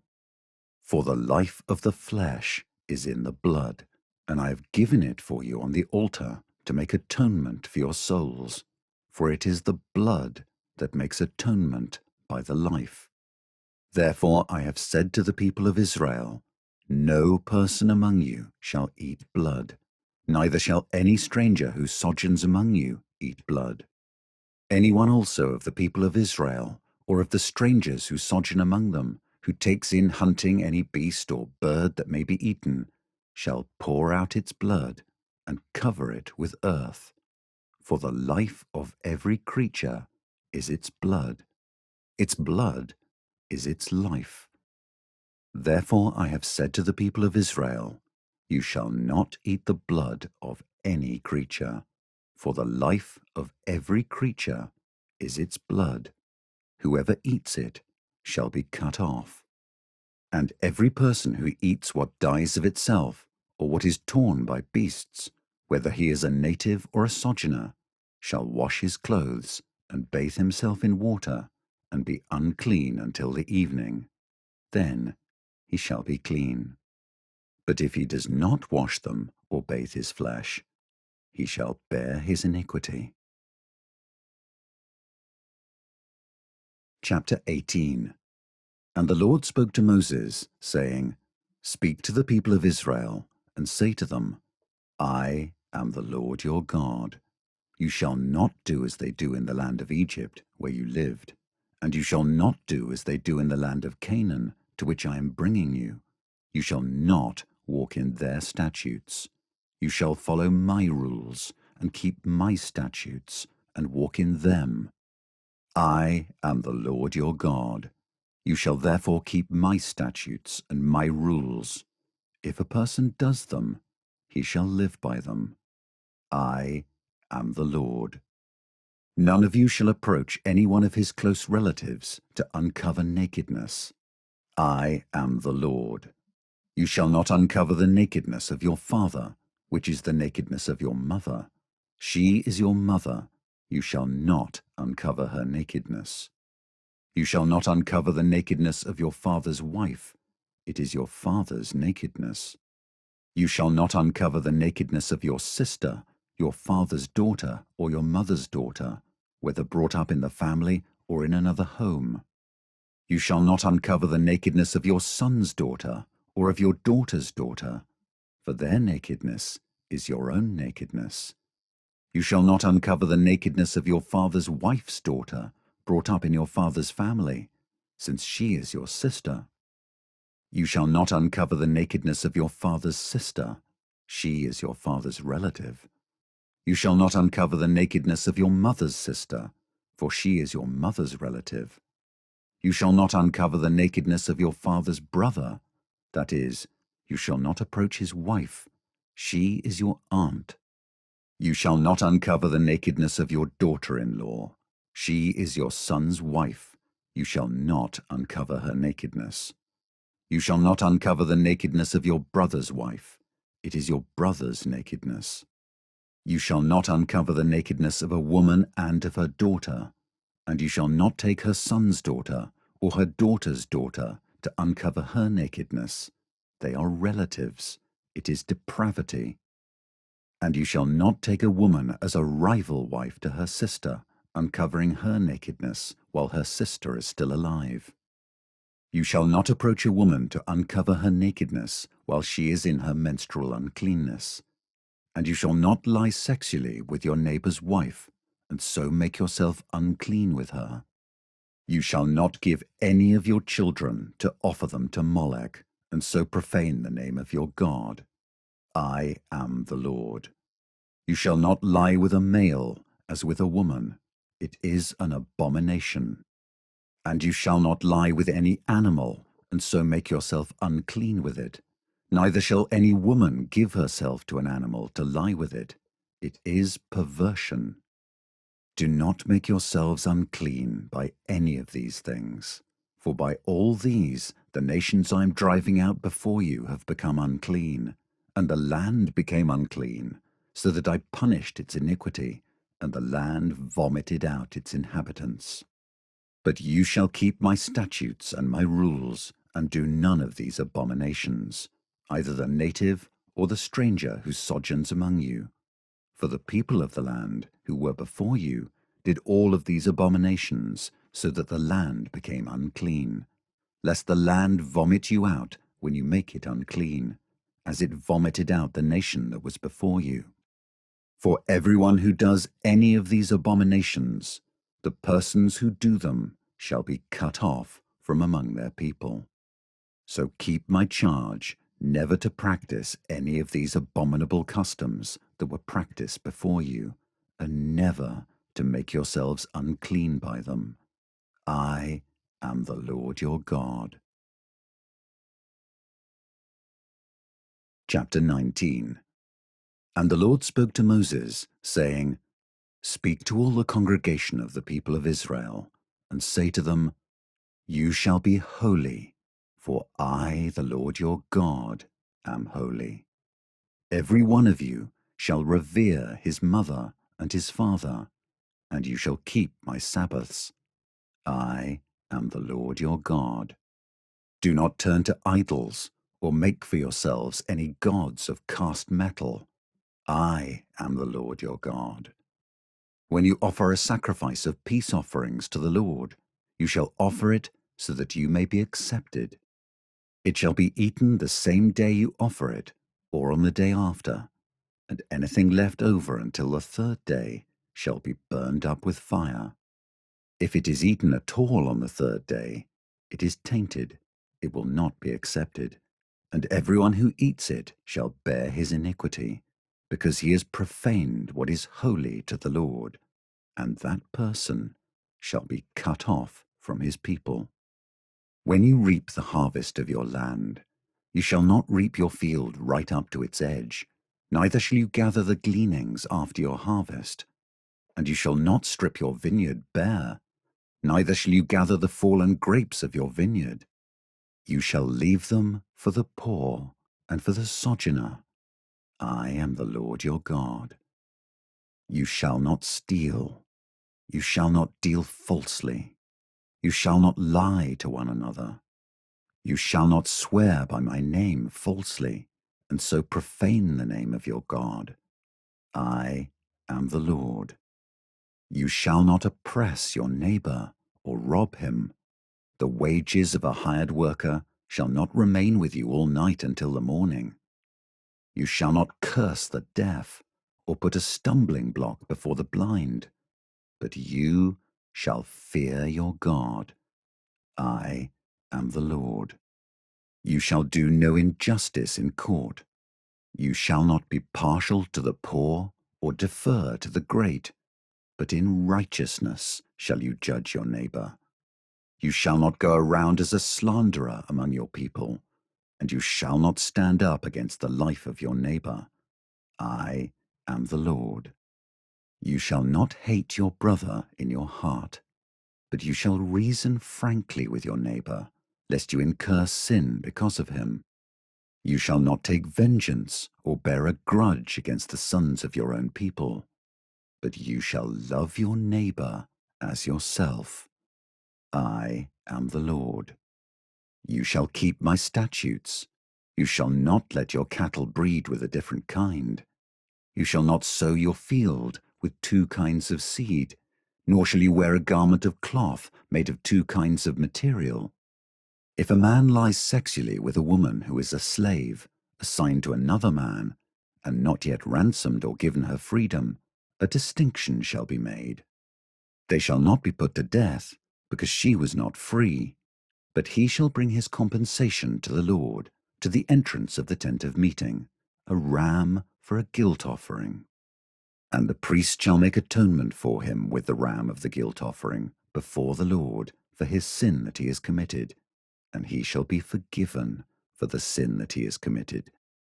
When you come into the land and plant any kind of tree for food, then you shall regard its fruit as forbidden.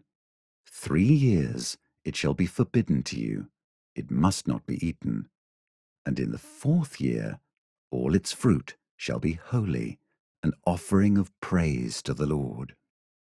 But in the 5th year you may eat of its fruit, to increase its yield for you. I am the Lord your God. You shall not eat any flesh with the blood in it. You shall not interpret omens or tell fortunes. You shall not round off the hair on your temples or mar the edges of your beard. You shall not make any cuts on your body for the dead or tattoo yourselves. I am the Lord. Do not profane your daughter by making her a prostitute, lest the land fall into prostitution and the land become full of depravity. You shall keep my Sabbaths and reverence my sanctuary. I am the Lord. Do not turn to mediums or necromancers. Do not seek them out, and so make yourselves unclean by them. I am the Lord your God. You shall stand up before the grey head, and honor the face of an old man, and you shall fear your God. I am the Lord. When a stranger sojourns with you in your land, you shall not do him wrong. You shall treat the stranger who sojourns with you as the native among you, and you shall love him as yourself, for you were strangers in the land of Egypt. I am the Lord your God. You shall do no wrong in judgment, in measures of length or weight or quantity. You shall have just balances, just weights, a just ephah, and a just hin. I am the Lord your God, who brought you out of the land of Egypt.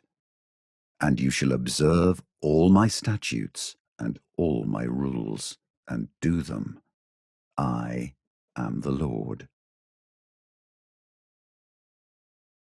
Chapter 20. The Lord spoke to Moses, saying, Say to the people of Israel, any one of the people of Israel, or of the strangers who sojourn in Israel, who gives any of his children to Molech, shall surely be put to death. The people of the land shall stone him with stones. I myself will set my face against that man, and will cut him off from among his people, because he has given one of his children to Molech, to make my sanctuary unclean, and to profane my holy name. And if the people of the land do at all close their eyes to that man when he gives one of his children to Molech, and do not put him to death, then I will set my face against that man, and against his clan, and will cut them off from among their people, him and all who follow him, in whoring after Molech. If a person turns to mediums and necromancers, whoring after them, I will set my face against that person, and will cut him off from among his people. Consecrate yourselves, therefore, and be holy, for I am the Lord your God. Keep my statutes and do them. I am the Lord who sanctifies you. For anyone who curses his father or his mother shall surely be put to death. He has cursed his father or his mother. His blood is upon him. If a man commits adultery with the wife of his neighbor, both the adulterer and the adulteress shall surely be put to death. If a man lies with his father's wife, he has uncovered his father's nakedness. Both of them shall surely be put to death. Their blood is upon them.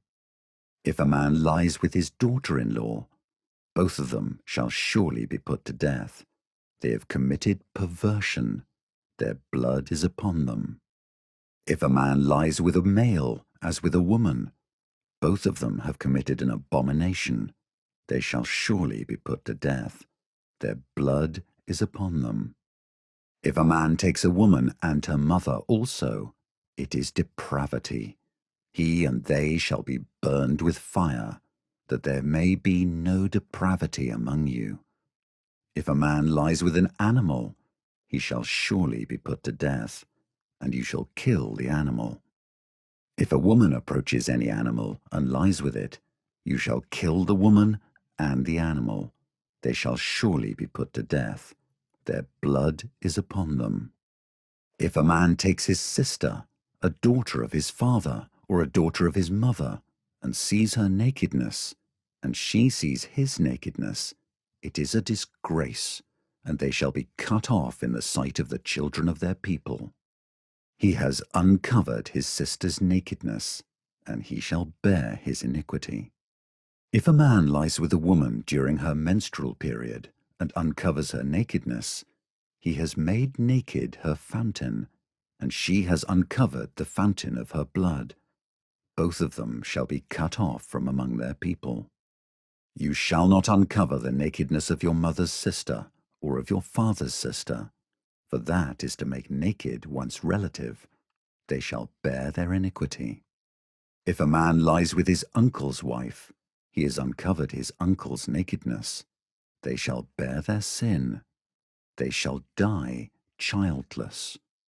If a man takes his brother's wife, it is impurity. He has uncovered his brother's nakedness. They shall be childless. You shall therefore keep all my statutes and all my rules, and do them, that the land where I am bringing you to live may not vomit you out. And you shall not walk in the customs of the nation that I am driving out before you, for they did all these things, and therefore I detested them. But I have said to you, you shall inherit their land, and I will give it to you to possess, a land flowing with milk and honey. I am the Lord your God, who has separated you from the peoples. You shall therefore separate the clean beast from the unclean, and the unclean bird from the clean. You shall not make yourselves detestable by beast or by bird or by anything with which the ground crawls, which I have set apart for you to hold unclean. You shall be holy to me, for I, the Lord, am holy, and have separated you from the peoples, that you should be mine. A man or a woman who is a medium or a necromancer shall surely be put to death. They shall be stoned with stones. Their blood shall be upon them. Chapter 21. And the Lord said to Moses, Speak to the priests, the sons of Aaron, and say to them, No one shall make himself unclean for the dead among his people, except for his closest relatives, his mother, his father, his son, his daughter, his brother, or his virgin sister, who is near to him, because she has had no husband. For her he may make himself unclean. He shall not make himself unclean as a husband among his people, and so profane himself. They shall not make bald patches on their heads, nor shave off the edges of their beards, nor make any cuts on their body. They shall be holy to their God, and not profane the name of their God. For they offer the Lord's food offerings, the bread of their God. Therefore they shall be holy. They shall not marry a prostitute, or a woman who has been defiled. Neither shall they marry a woman divorced from her husband, for the priest is holy to his God. You shall sanctify him, for he offers the bread of your God. He shall be holy to you, for I, the Lord, who sanctify you, am holy. And the daughter of any priest, if she profanes herself by whoring, profanes her father. She shall be burned with fire. The priest who is chief among his brothers, on whose head the anointing oil is poured, and who has been consecrated to wear the garments, shall not let the hair of his head hang loose, nor tear his clothes.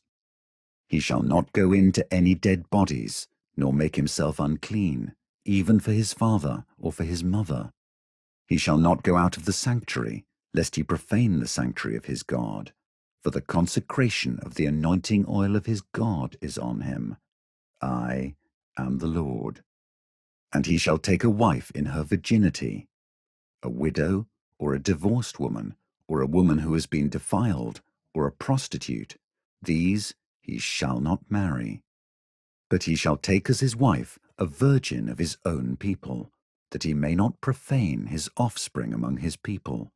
For I am the Lord who sanctifies him.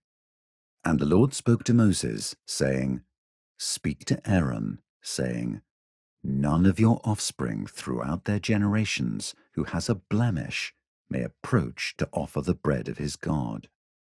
For no one who has a blemish shall draw near, a man blind or lame, or one who has a mutilated face, or a limb too long, or a man who has an injured foot, or an injured hand, or a hunchback, or a dwarf, or a man with a defect in his sight, or an itching disease, or scabs, or crushed testicles.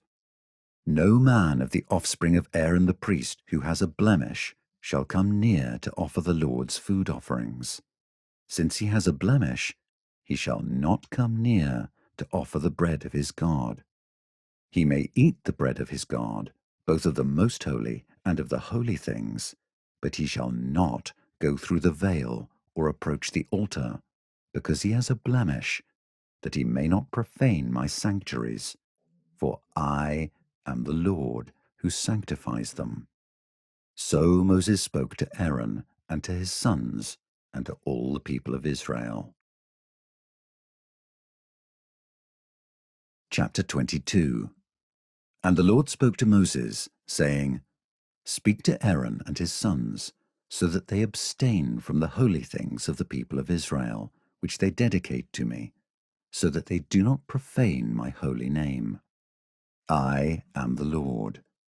Say to them, If any one of all your offspring throughout your generations approaches the holy things that the people of Israel dedicate to the Lord while he has an uncleanness, that person shall be cut off from my presence. I am the Lord.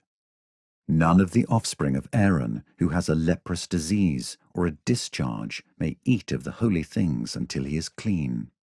Whoever touches anything that is unclean through contact with the dead, or a man who has had an emission of semen, and whoever touches a swarming thing by which he may be made unclean, or a person from whom he may take uncleanness, whatever his uncleanness may be, the person who touches such a thing shall be unclean until the evening, and shall not eat of the holy things unless he has bathed his body in water. When the sun goes down, he shall be clean, and afterward he may eat of the holy things, because they are his food. He shall not eat what dies of itself, or is torn by beasts, and so make himself unclean by it. I am the Lord. They shall therefore keep my charge, lest they bear sin for it, and die thereby when they profane it. I am the Lord who sanctifies them. A layperson shall not eat of a holy thing. No foreign guest of the priest or hired worker shall eat of a holy thing. But if a priest buys a slave as his property for money, the slave may eat of it, and anyone born in his house may eat of his food. If a priest's daughter marries a layman, she shall not eat of the contribution of the holy things. But if a priest's daughter is widowed or divorced and has no child, and returns to her father's house, as in her youth, she may eat of her father's food, yet no lay person shall eat of it. And if anyone eats of a holy thing unintentionally, he shall add the fifth of its value to it, and give the holy thing to the priest. They shall not profane the holy things of the people of Israel, which they contribute to the Lord, and so cause them to bear iniquity and guilt by eating their holy things. For I am the Lord who sanctifies them. And the Lord spoke to Moses, saying, Speak to Aaron and his sons, and all the people of Israel, and say to them, When any one of the house of Israel, or of the sojourners in Israel, presents a burnt offering as his offering, for any of their vows or free will offerings that they offer to the Lord, if it is to be accepted for you, it shall be a male without blemish, of the bulls, or the sheep, or the goats. You shall not offer anything that has a blemish, for it will not be acceptable for you. And when anyone offers a sacrifice of peace offerings to the Lord, to fulfill a vow, or as a free will offering from the herd or from the flock, to be accepted, it must be perfect. There shall be no blemish in it. Animals blind or disabled or mutilated or having a discharge or an itch or scabs, you shall not offer to the Lord, or give them to the Lord as a food offering on the altar. You may present a bull or a lamb that has a part too long or too short for a freewill offering, but for a vow offering it cannot be accepted. Any animal that has its testicles bruised or crushed or torn or cut, you shall not offer to the Lord. You shall not do it within your land. Neither shall you offer as the bread of your God any such animals gotten from a foreigner. Since there is a blemish in them, because of their mutilation, they will not be accepted for you. And the Lord spoke to Moses, saying, When an ox or sheep or goat is born, it shall remain 7 days with its mother, and from the 8th day on it shall be acceptable as a food offering to the Lord. But you shall not kill an ox or a sheep and her young in 1 day. And when you sacrifice a sacrifice of thanksgiving to the Lord, you shall sacrifice it so that you may be accepted. It shall be eaten on the same day. You shall leave none of it until morning. I am the Lord. So you shall keep my commandments and do them. I am the Lord. And you shall not profane my holy name, that I may be sanctified among the people of Israel. I am the Lord who sanctifies you. who brought you out of the land of Egypt to be your God. I am the Lord.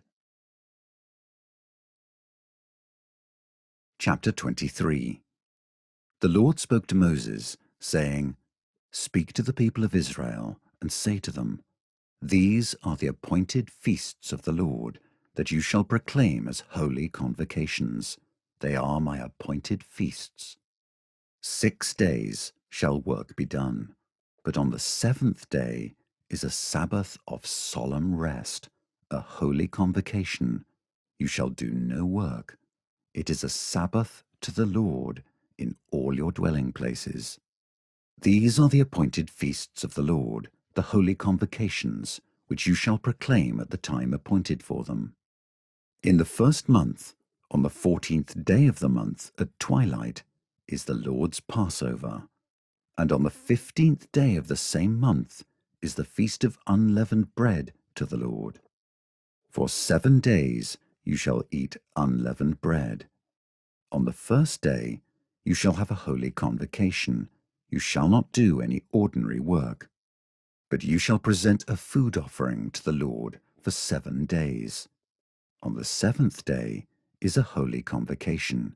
You shall not do any ordinary work.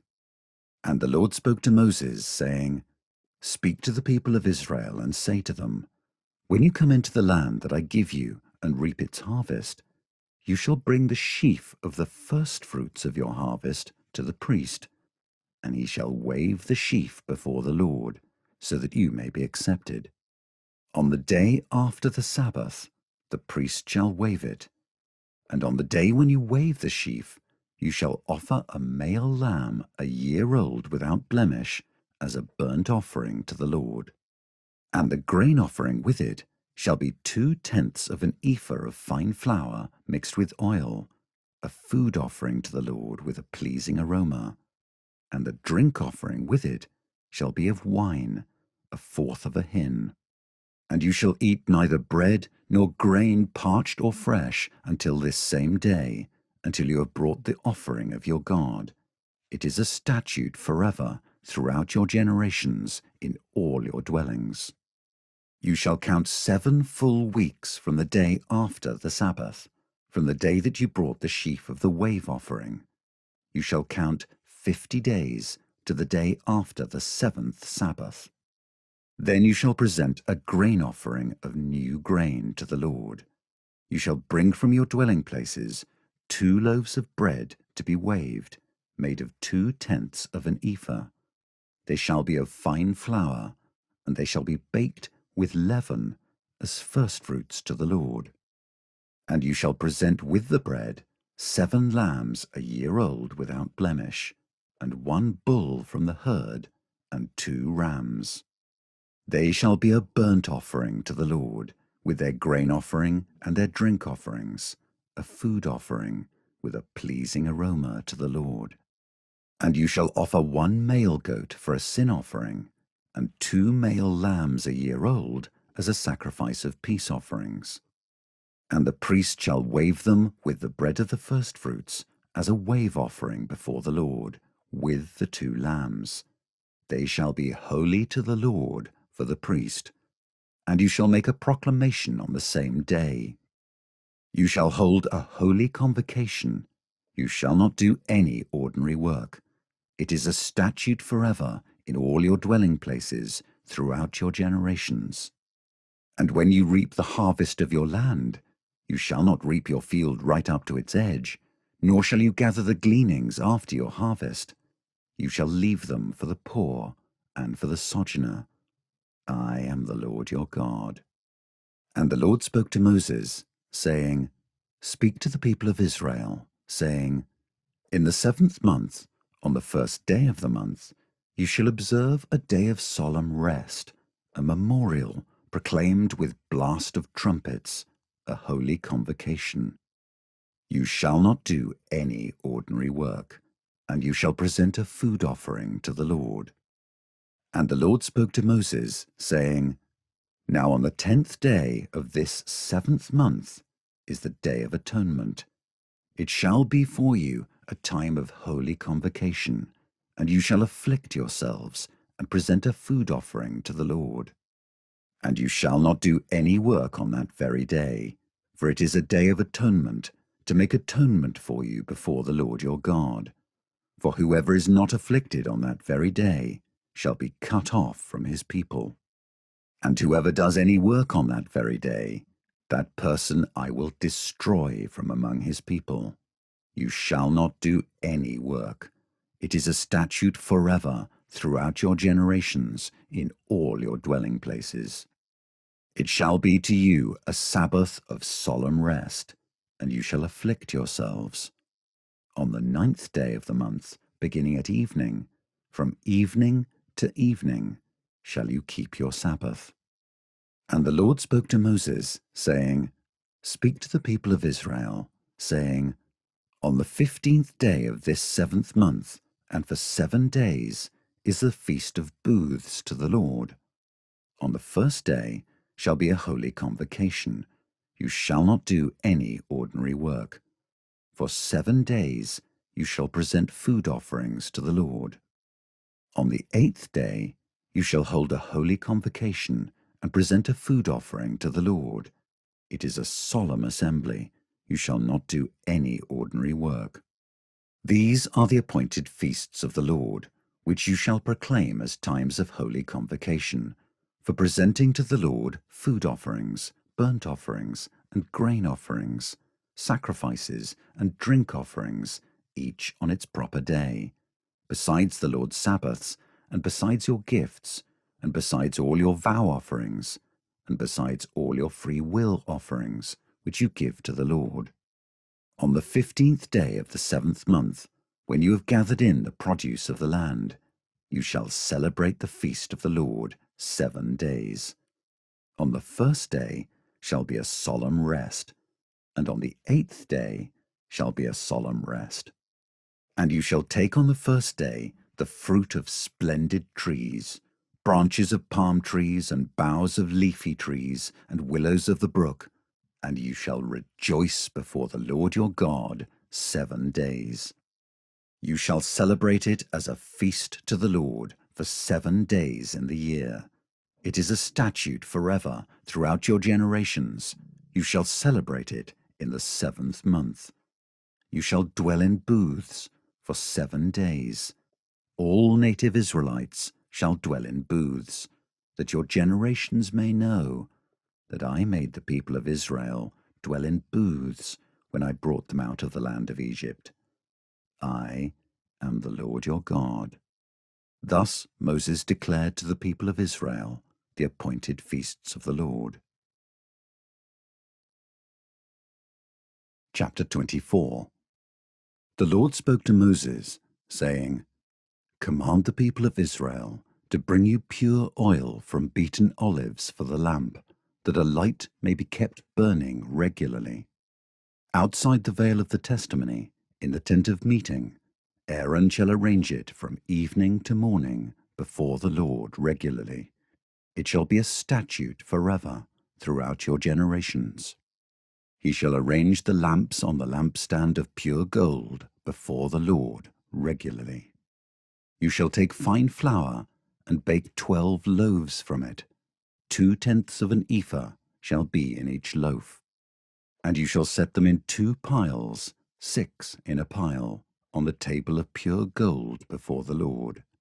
And you shall put pure frankincense on each pile, that it may go with the bread as a memorial portion, as a food offering to the Lord. Every Sabbath day Aaron shall arrange it before the Lord regularly. It is from the people of Israel as a covenant forever. And it shall be for Aaron and his sons, and they shall eat it in a holy place, since it is for him a most holy portion out of the Lord's food offerings, a perpetual due. Now an Israelite woman's son, whose father was an Egyptian, went out among the people of Israel. And the Israelite woman's son and a man of Israel fought in the camp, and the Israelite woman's son blasphemed the name and cursed. Then they brought him to Moses. His mother's name was Shelomith, the daughter of Dibri, of the tribe of Dan, and they put him in custody till the will of the Lord should be clear to them. Then the Lord spoke to Moses, saying, Bring out of the camp the one who cursed, and let all who heard him lay their hands on his head, and let all the congregation stone him. And speak to the people of Israel, saying, Whoever curses his God shall bear his sin. Whoever blasphemes the name of the Lord shall surely be put to death. All the congregation shall stone him. The sojourner as well as the native, when he blasphemes the name, shall be put to death. Whoever takes a human life shall surely be put to death. Whoever takes an animal's life shall make it good, life for life. If anyone injures his neighbor, as he has done, it shall be done to him. Fracture for fracture, eye for eye, tooth for tooth. Whatever injury he has given a person shall be given to him. Whoever kills an animal shall make it good, and whoever kills a person shall be put to death. You shall have the same rule for the sojourner and for the native, for I am the Lord your God. So Moses spoke to the people of Israel, and they brought out of the camp the one who had cursed, and stoned him with stones. Thus the people of Israel did as the Lord commanded Moses. Chapter 25.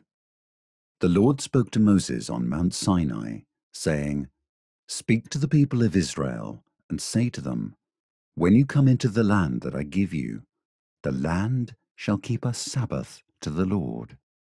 For 6 years you shall sow your field, and for 6 years you shall prune your vineyard and gather in its fruits. But in the 7th year there shall be a Sabbath of solemn rest for the land, a Sabbath to the Lord. You shall not sow your field or prune your vineyard. You shall not reap what grows of itself in your harvest, or gather the grapes of your undressed vine. It shall be a year of solemn rest for the land. The Sabbath of the land shall provide food for you, for yourself, and for your male and female slaves, and for your hired worker, and the sojourner who lives with you, and for your cattle, and for the wild animals that are in your land. All its yield shall be for food. You shall count 7 weeks of years, 7 times 7 years, so that the time of the 7 weeks of years shall give you 49 years. Then you shall sound the loud trumpet on the 10th day of the 7th month. On the day of atonement you shall sound the trumpet throughout all your land, and you shall consecrate the 50th year, and proclaim liberty throughout the land to all its inhabitants. It shall be a jubilee for you, when each of you shall return to his property, and each of you shall return to his clan. That 50th year shall be a jubilee for you. In it you shall neither sow nor reap what grows of itself, nor gather the grapes from the undressed vines, for it is a jubilee. It shall be holy to you. You may eat the produce of the field. In this year of jubilee, each of you shall return to his property. And if you make a sale to your neighbor, or buy from your neighbor, you shall not wrong one another. You shall pay your neighbor according to the number of years after the Jubilee, and he shall sell to you according to the number of years for crops. If the years are many, you shall increase the price, and if the years are few, you shall reduce the price, for it is the number of the crops that he is selling to you. You shall not wrong one another, but you shall fear your God, for I am the Lord your God. Therefore you shall do my statutes, and keep my rules, and perform them, and then you will dwell in the land securely. The land will yield its fruit, and you will eat your fill, and dwell in it securely. And if you say, What shall we eat in the 7th year, if we may not sow or gather in our crop? I will command my blessing on you in the 6th year, so that it will produce a crop sufficient for 3 years. When you sow in the 8th year, you will be eating some of the old crop.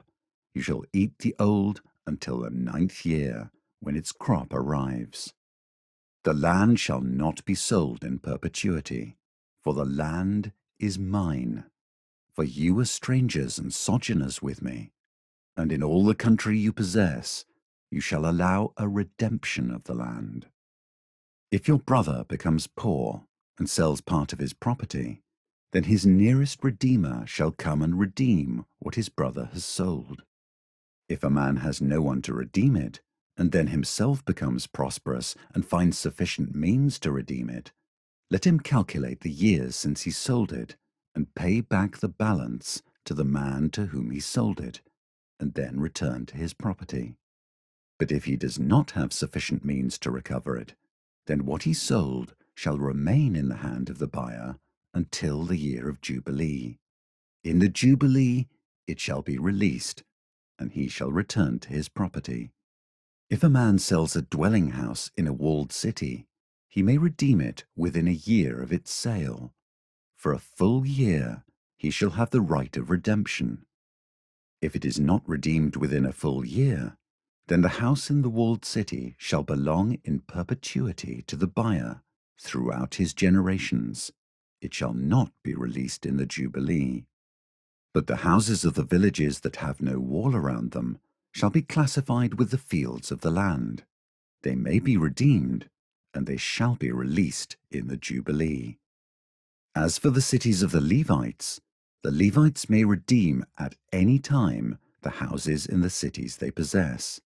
And if one of the Levites exercises his right of redemption, then the house that was sold in a city they possess shall be released in the Jubilee. For the houses in the cities of the Levites are their possession among the people of Israel. But the fields of pasture land belonging to their cities may not be sold, for that is their possession forever. If your brother becomes poor and cannot maintain himself with you, you shall support him as though he were a stranger and a sojourner, and he shall live with you. Take no interest from him or profit, but fear your God, that your brother may live beside you. You shall not lend him your money at interest, nor give him your food for profit. I am the Lord your God, who brought you out of the land of Egypt to give you the land of Canaan, and to be your God. If your brother becomes poor beside you, and sells himself to you, you shall not make him serve as a slave. He shall be with you as a hired worker and as a sojourner. He shall serve with you until the year of the Jubilee. Then he shall go out from you, he and his children with him, and go back to his own clan and return to the possession of his fathers. For they are my servants whom I brought out of the land of Egypt. They shall not be sold as slaves. You shall not rule over him ruthlessly, but shall fear your God. As for your male and female slaves whom you may have, you may buy male and female slaves from among the nations that are around you. You may also buy from among the strangers who sojourn with you and their clans that are with you, who have been born in your land, and they may be your property. You may bequeath them to your sons after you to inherit as a possession forever. You may make slaves of them, but over your brothers, the people of Israel, you shall not rule one over another ruthlessly. If a stranger or sojourner with you becomes rich, and your brother beside him becomes poor, and sells himself to the stranger or sojourner with you, or to a member of the stranger's clan, then after he is sold, he may be redeemed. One of his brothers may redeem him, or his uncle or his cousin may redeem him, or a close relative from his clan may redeem him, or if he grows rich, he may redeem himself. He shall calculate with his buyer from the year when he sold himself to him until the year of Jubilee, and the price of his sale shall vary with the number of years. The time he was with his owner shall be rated as the time of a hired worker. If there are still many years left, He shall pay proportionately for his redemption some of his sale price. If there remain but a few years until the year of Jubilee, he shall calculate and pay for his redemption in proportion to his years of service. He shall treat him as a worker hired year by year. He shall not rule ruthlessly over him in your sight. And if he is not redeemed by these means, then he and his children with him shall be released in the year of Jubilee. For it is to me that the people of Israel are servants. They are my servants, whom I brought out of the land of Egypt. I am the Lord your God. Chapter 26. You shall not make idols for yourselves, or erect an image or pillar, and you shall not set up a figured stone in your land to bow down to it, for I am the Lord your God. You shall keep my Sabbaths and reverence my sanctuary. I am the Lord. If you walk in my statutes and observe my commandments and do them, then I will give you your rains in their season, and the land shall yield its increase, and the trees of the field shall yield their fruit. Your threshing shall last to the time of the grape harvest, and the grape harvest shall last to the time for sowing, and you shall eat your bread to the full, and dwell in your land securely. I will give peace in the land, and you shall lie down, and none shall make you afraid. And I will remove harmful beasts from the land, and the sword shall not go through your land. You shall chase your enemies, and they shall fall before you by the sword. 5 of you shall chase 100, and 100 of you shall chase 10,000, and your enemies shall fall before you by the sword. I will turn to you and make you fruitful, and multiply you, and will confirm my covenant with you. You shall eat old store long kept, and you shall clear out the old to make way for the new. I will make my dwelling among you, and my soul shall not abhor you. And I will walk among you, and will be your God, and you shall be my people. I am the Lord your God, who brought you out of the land of Egypt, that you should not be their slaves. And I have broken the bars of your yoke, and made you walk erect. But if you will not listen to me, and will not do all these commandments, if you spurn my statutes, and if your soul abhors my rules, so that you will not do all my commandments, but break my covenant, then I will do this to you. I will visit you with panic, with wasting disease and fever that consume the eyes and make the heart ache. And you shall sow your seed in vain, for your enemies shall eat it. I will set my face against you, and you shall be struck down before your enemies. Those who hate you shall rule over you, and you shall flee when none pursues you. And if in spite of this you will not listen to me, then I will discipline you again sevenfold for your sins, and I will break the pride of your power, and I will make your heavens like iron, and your earth like bronze. And your strength shall be spent in vain, for your land shall not yield its increase, and the trees of the land shall not yield their fruit. Then, if you walk contrary to me, and will not listen to me, I will continue striking you sevenfold for your sins, and I will let loose the wild beasts against you, which shall bereave you of your children, and destroy your livestock, and make you few in number, so that your roads shall be deserted. And if by this discipline you are not turned to me, but walk contrary to me, then I also will walk contrary to you, and I myself will strike you sevenfold for your sins. And I will bring a sword upon you that shall execute vengeance for the covenant. And if you gather within your cities, I will send pestilence among you, and you shall be delivered into the hand of the enemy.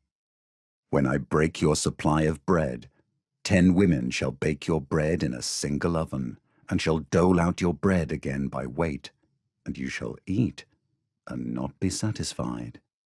But if in spite of this you will not listen to me, but walk contrary to me, then I will walk contrary to you in fury, and I myself will discipline you sevenfold for your sins.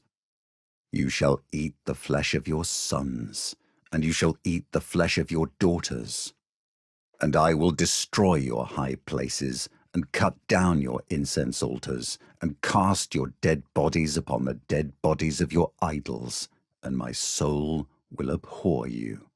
And I will lay your cities waste, and will make your sanctuaries desolate, and I will not smell your pleasing aromas. And I myself will devastate the land, so that your enemies who settle in it shall be appalled at it. And I will scatter you among the nations, and I will unsheathe the sword after you, and your land shall be a desolation, and your cities shall be a waste. Then the land shall enjoy its Sabbaths as long as it lies desolate, while you are in your enemy's land. Then the land shall rest and enjoy its Sabbaths. As long as it lies desolate, it shall have rest, the rest that it did not have on your Sabbaths when you were dwelling in it. And as for those of you who are left, I will send faintness into their hearts in the lands of their enemies. The sound of a driven leaf shall put them to flight, and they shall flee as one flees from the sword, and they shall fall when none pursues. They shall stumble over one another, as if to escape a sword, though none pursues. And you shall have no power to stand before your enemies. And you shall perish among the nations, and the land of your enemies shall eat you up. And those of you who are left shall rot away in your enemies' lands because of their iniquity, and also because of the iniquities of their fathers, they shall rot away like them. But if they confess their iniquity, and the iniquity of their fathers in their treachery that they committed against me, and also in walking contrary to me, so that I walked contrary to them and brought them into the land of their enemies, if then their uncircumcised heart is humbled, and they make amends for their iniquity, then I will remember my covenant with Jacob, and I will remember my covenant with Isaac, and my covenant with Abraham, and I will remember the land. But the land shall be abandoned by them, and enjoy its Sabbaths, while it lies desolate without them. And they shall make amends for their iniquity, because they spurned my rules, and their soul abhorred my statutes. Yet, for all that, when they are in the land of their enemies, I will not spurn them, neither will I abhor them so as to destroy them utterly, and break my covenant with them. For I am the Lord their God. But I will, for their sake, remember the covenant with their forefathers, whom I brought out of the land of Egypt in the sight of the nations, that I might be their God. I am the Lord. These are the statutes and rules and laws that the Lord made between himself and the people of Israel through Moses on Mount Sinai. Chapter 27. The Lord spoke to Moses, saying, Speak to the people of Israel, and say to them, If anyone makes a special vow to the Lord involving the valuation of persons, then the valuation of a male from 20 years old up to 60 years old shall be 50 shekels of silver, according to the shekel of the sanctuary. If the person is a female, the valuation shall be 30 shekels. If the person is from 5 years old up to 20 years old, the valuation shall be for a male 20 shekels, and for a female 10 shekels. If the person is from a month old up to 5 years old, the valuation shall be for a male 5 shekels of silver, and for a female the valuation shall be 3 shekels of silver. And if the person is 60 years old or over, then the valuation for a male shall be 15 shekels, and for a female 10 shekels. And if someone is too poor to pay the valuation, then he shall be made to stand before the priest, and the priest shall value him. The priest shall value him according to what the vower can afford. If the vow is an animal that may be offered as an offering to the Lord, all of it that he gives to the Lord is holy. He shall not exchange it or make a substitute for it, good for bad, or bad for good. And if he does in fact substitute one animal for another, then both it and the substitute shall be holy. And if it is any unclean animal that may not be offered as an offering to the Lord, then he shall stand the animal before the priest, and the priest shall value it as either good or bad. As the priest values it, so it shall be. But if he wishes to redeem it, he shall add a fifth to the valuation.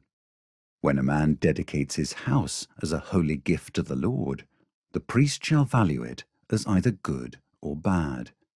As the priest values it, so it shall stand. And if the donor wishes to redeem his house, he shall add a fifth to the valuation price, and it shall be his. If a man dedicates to the Lord part of the land that is his possession, then the valuation shall be in proportion to its seed. A homer of barley seed shall be valued at 50 shekels of silver. If he dedicates his field from the year of Jubilee, the valuation shall stand. But if he dedicates his field after the Jubilee, then the priest shall calculate the price according to the years that remain until the year of Jubilee, and a deduction shall be made from the valuation. And if he who dedicates the field wishes to redeem it, then he shall add a fifth to its valuation price, and it shall remain his. But if he does not wish to redeem the field, or if he has sold the field to another man, it shall not be redeemed any more. But the field, when it is released in the Jubilee, shall be a holy gift to the Lord, like a field that has been devoted. The priest shall be in possession of it.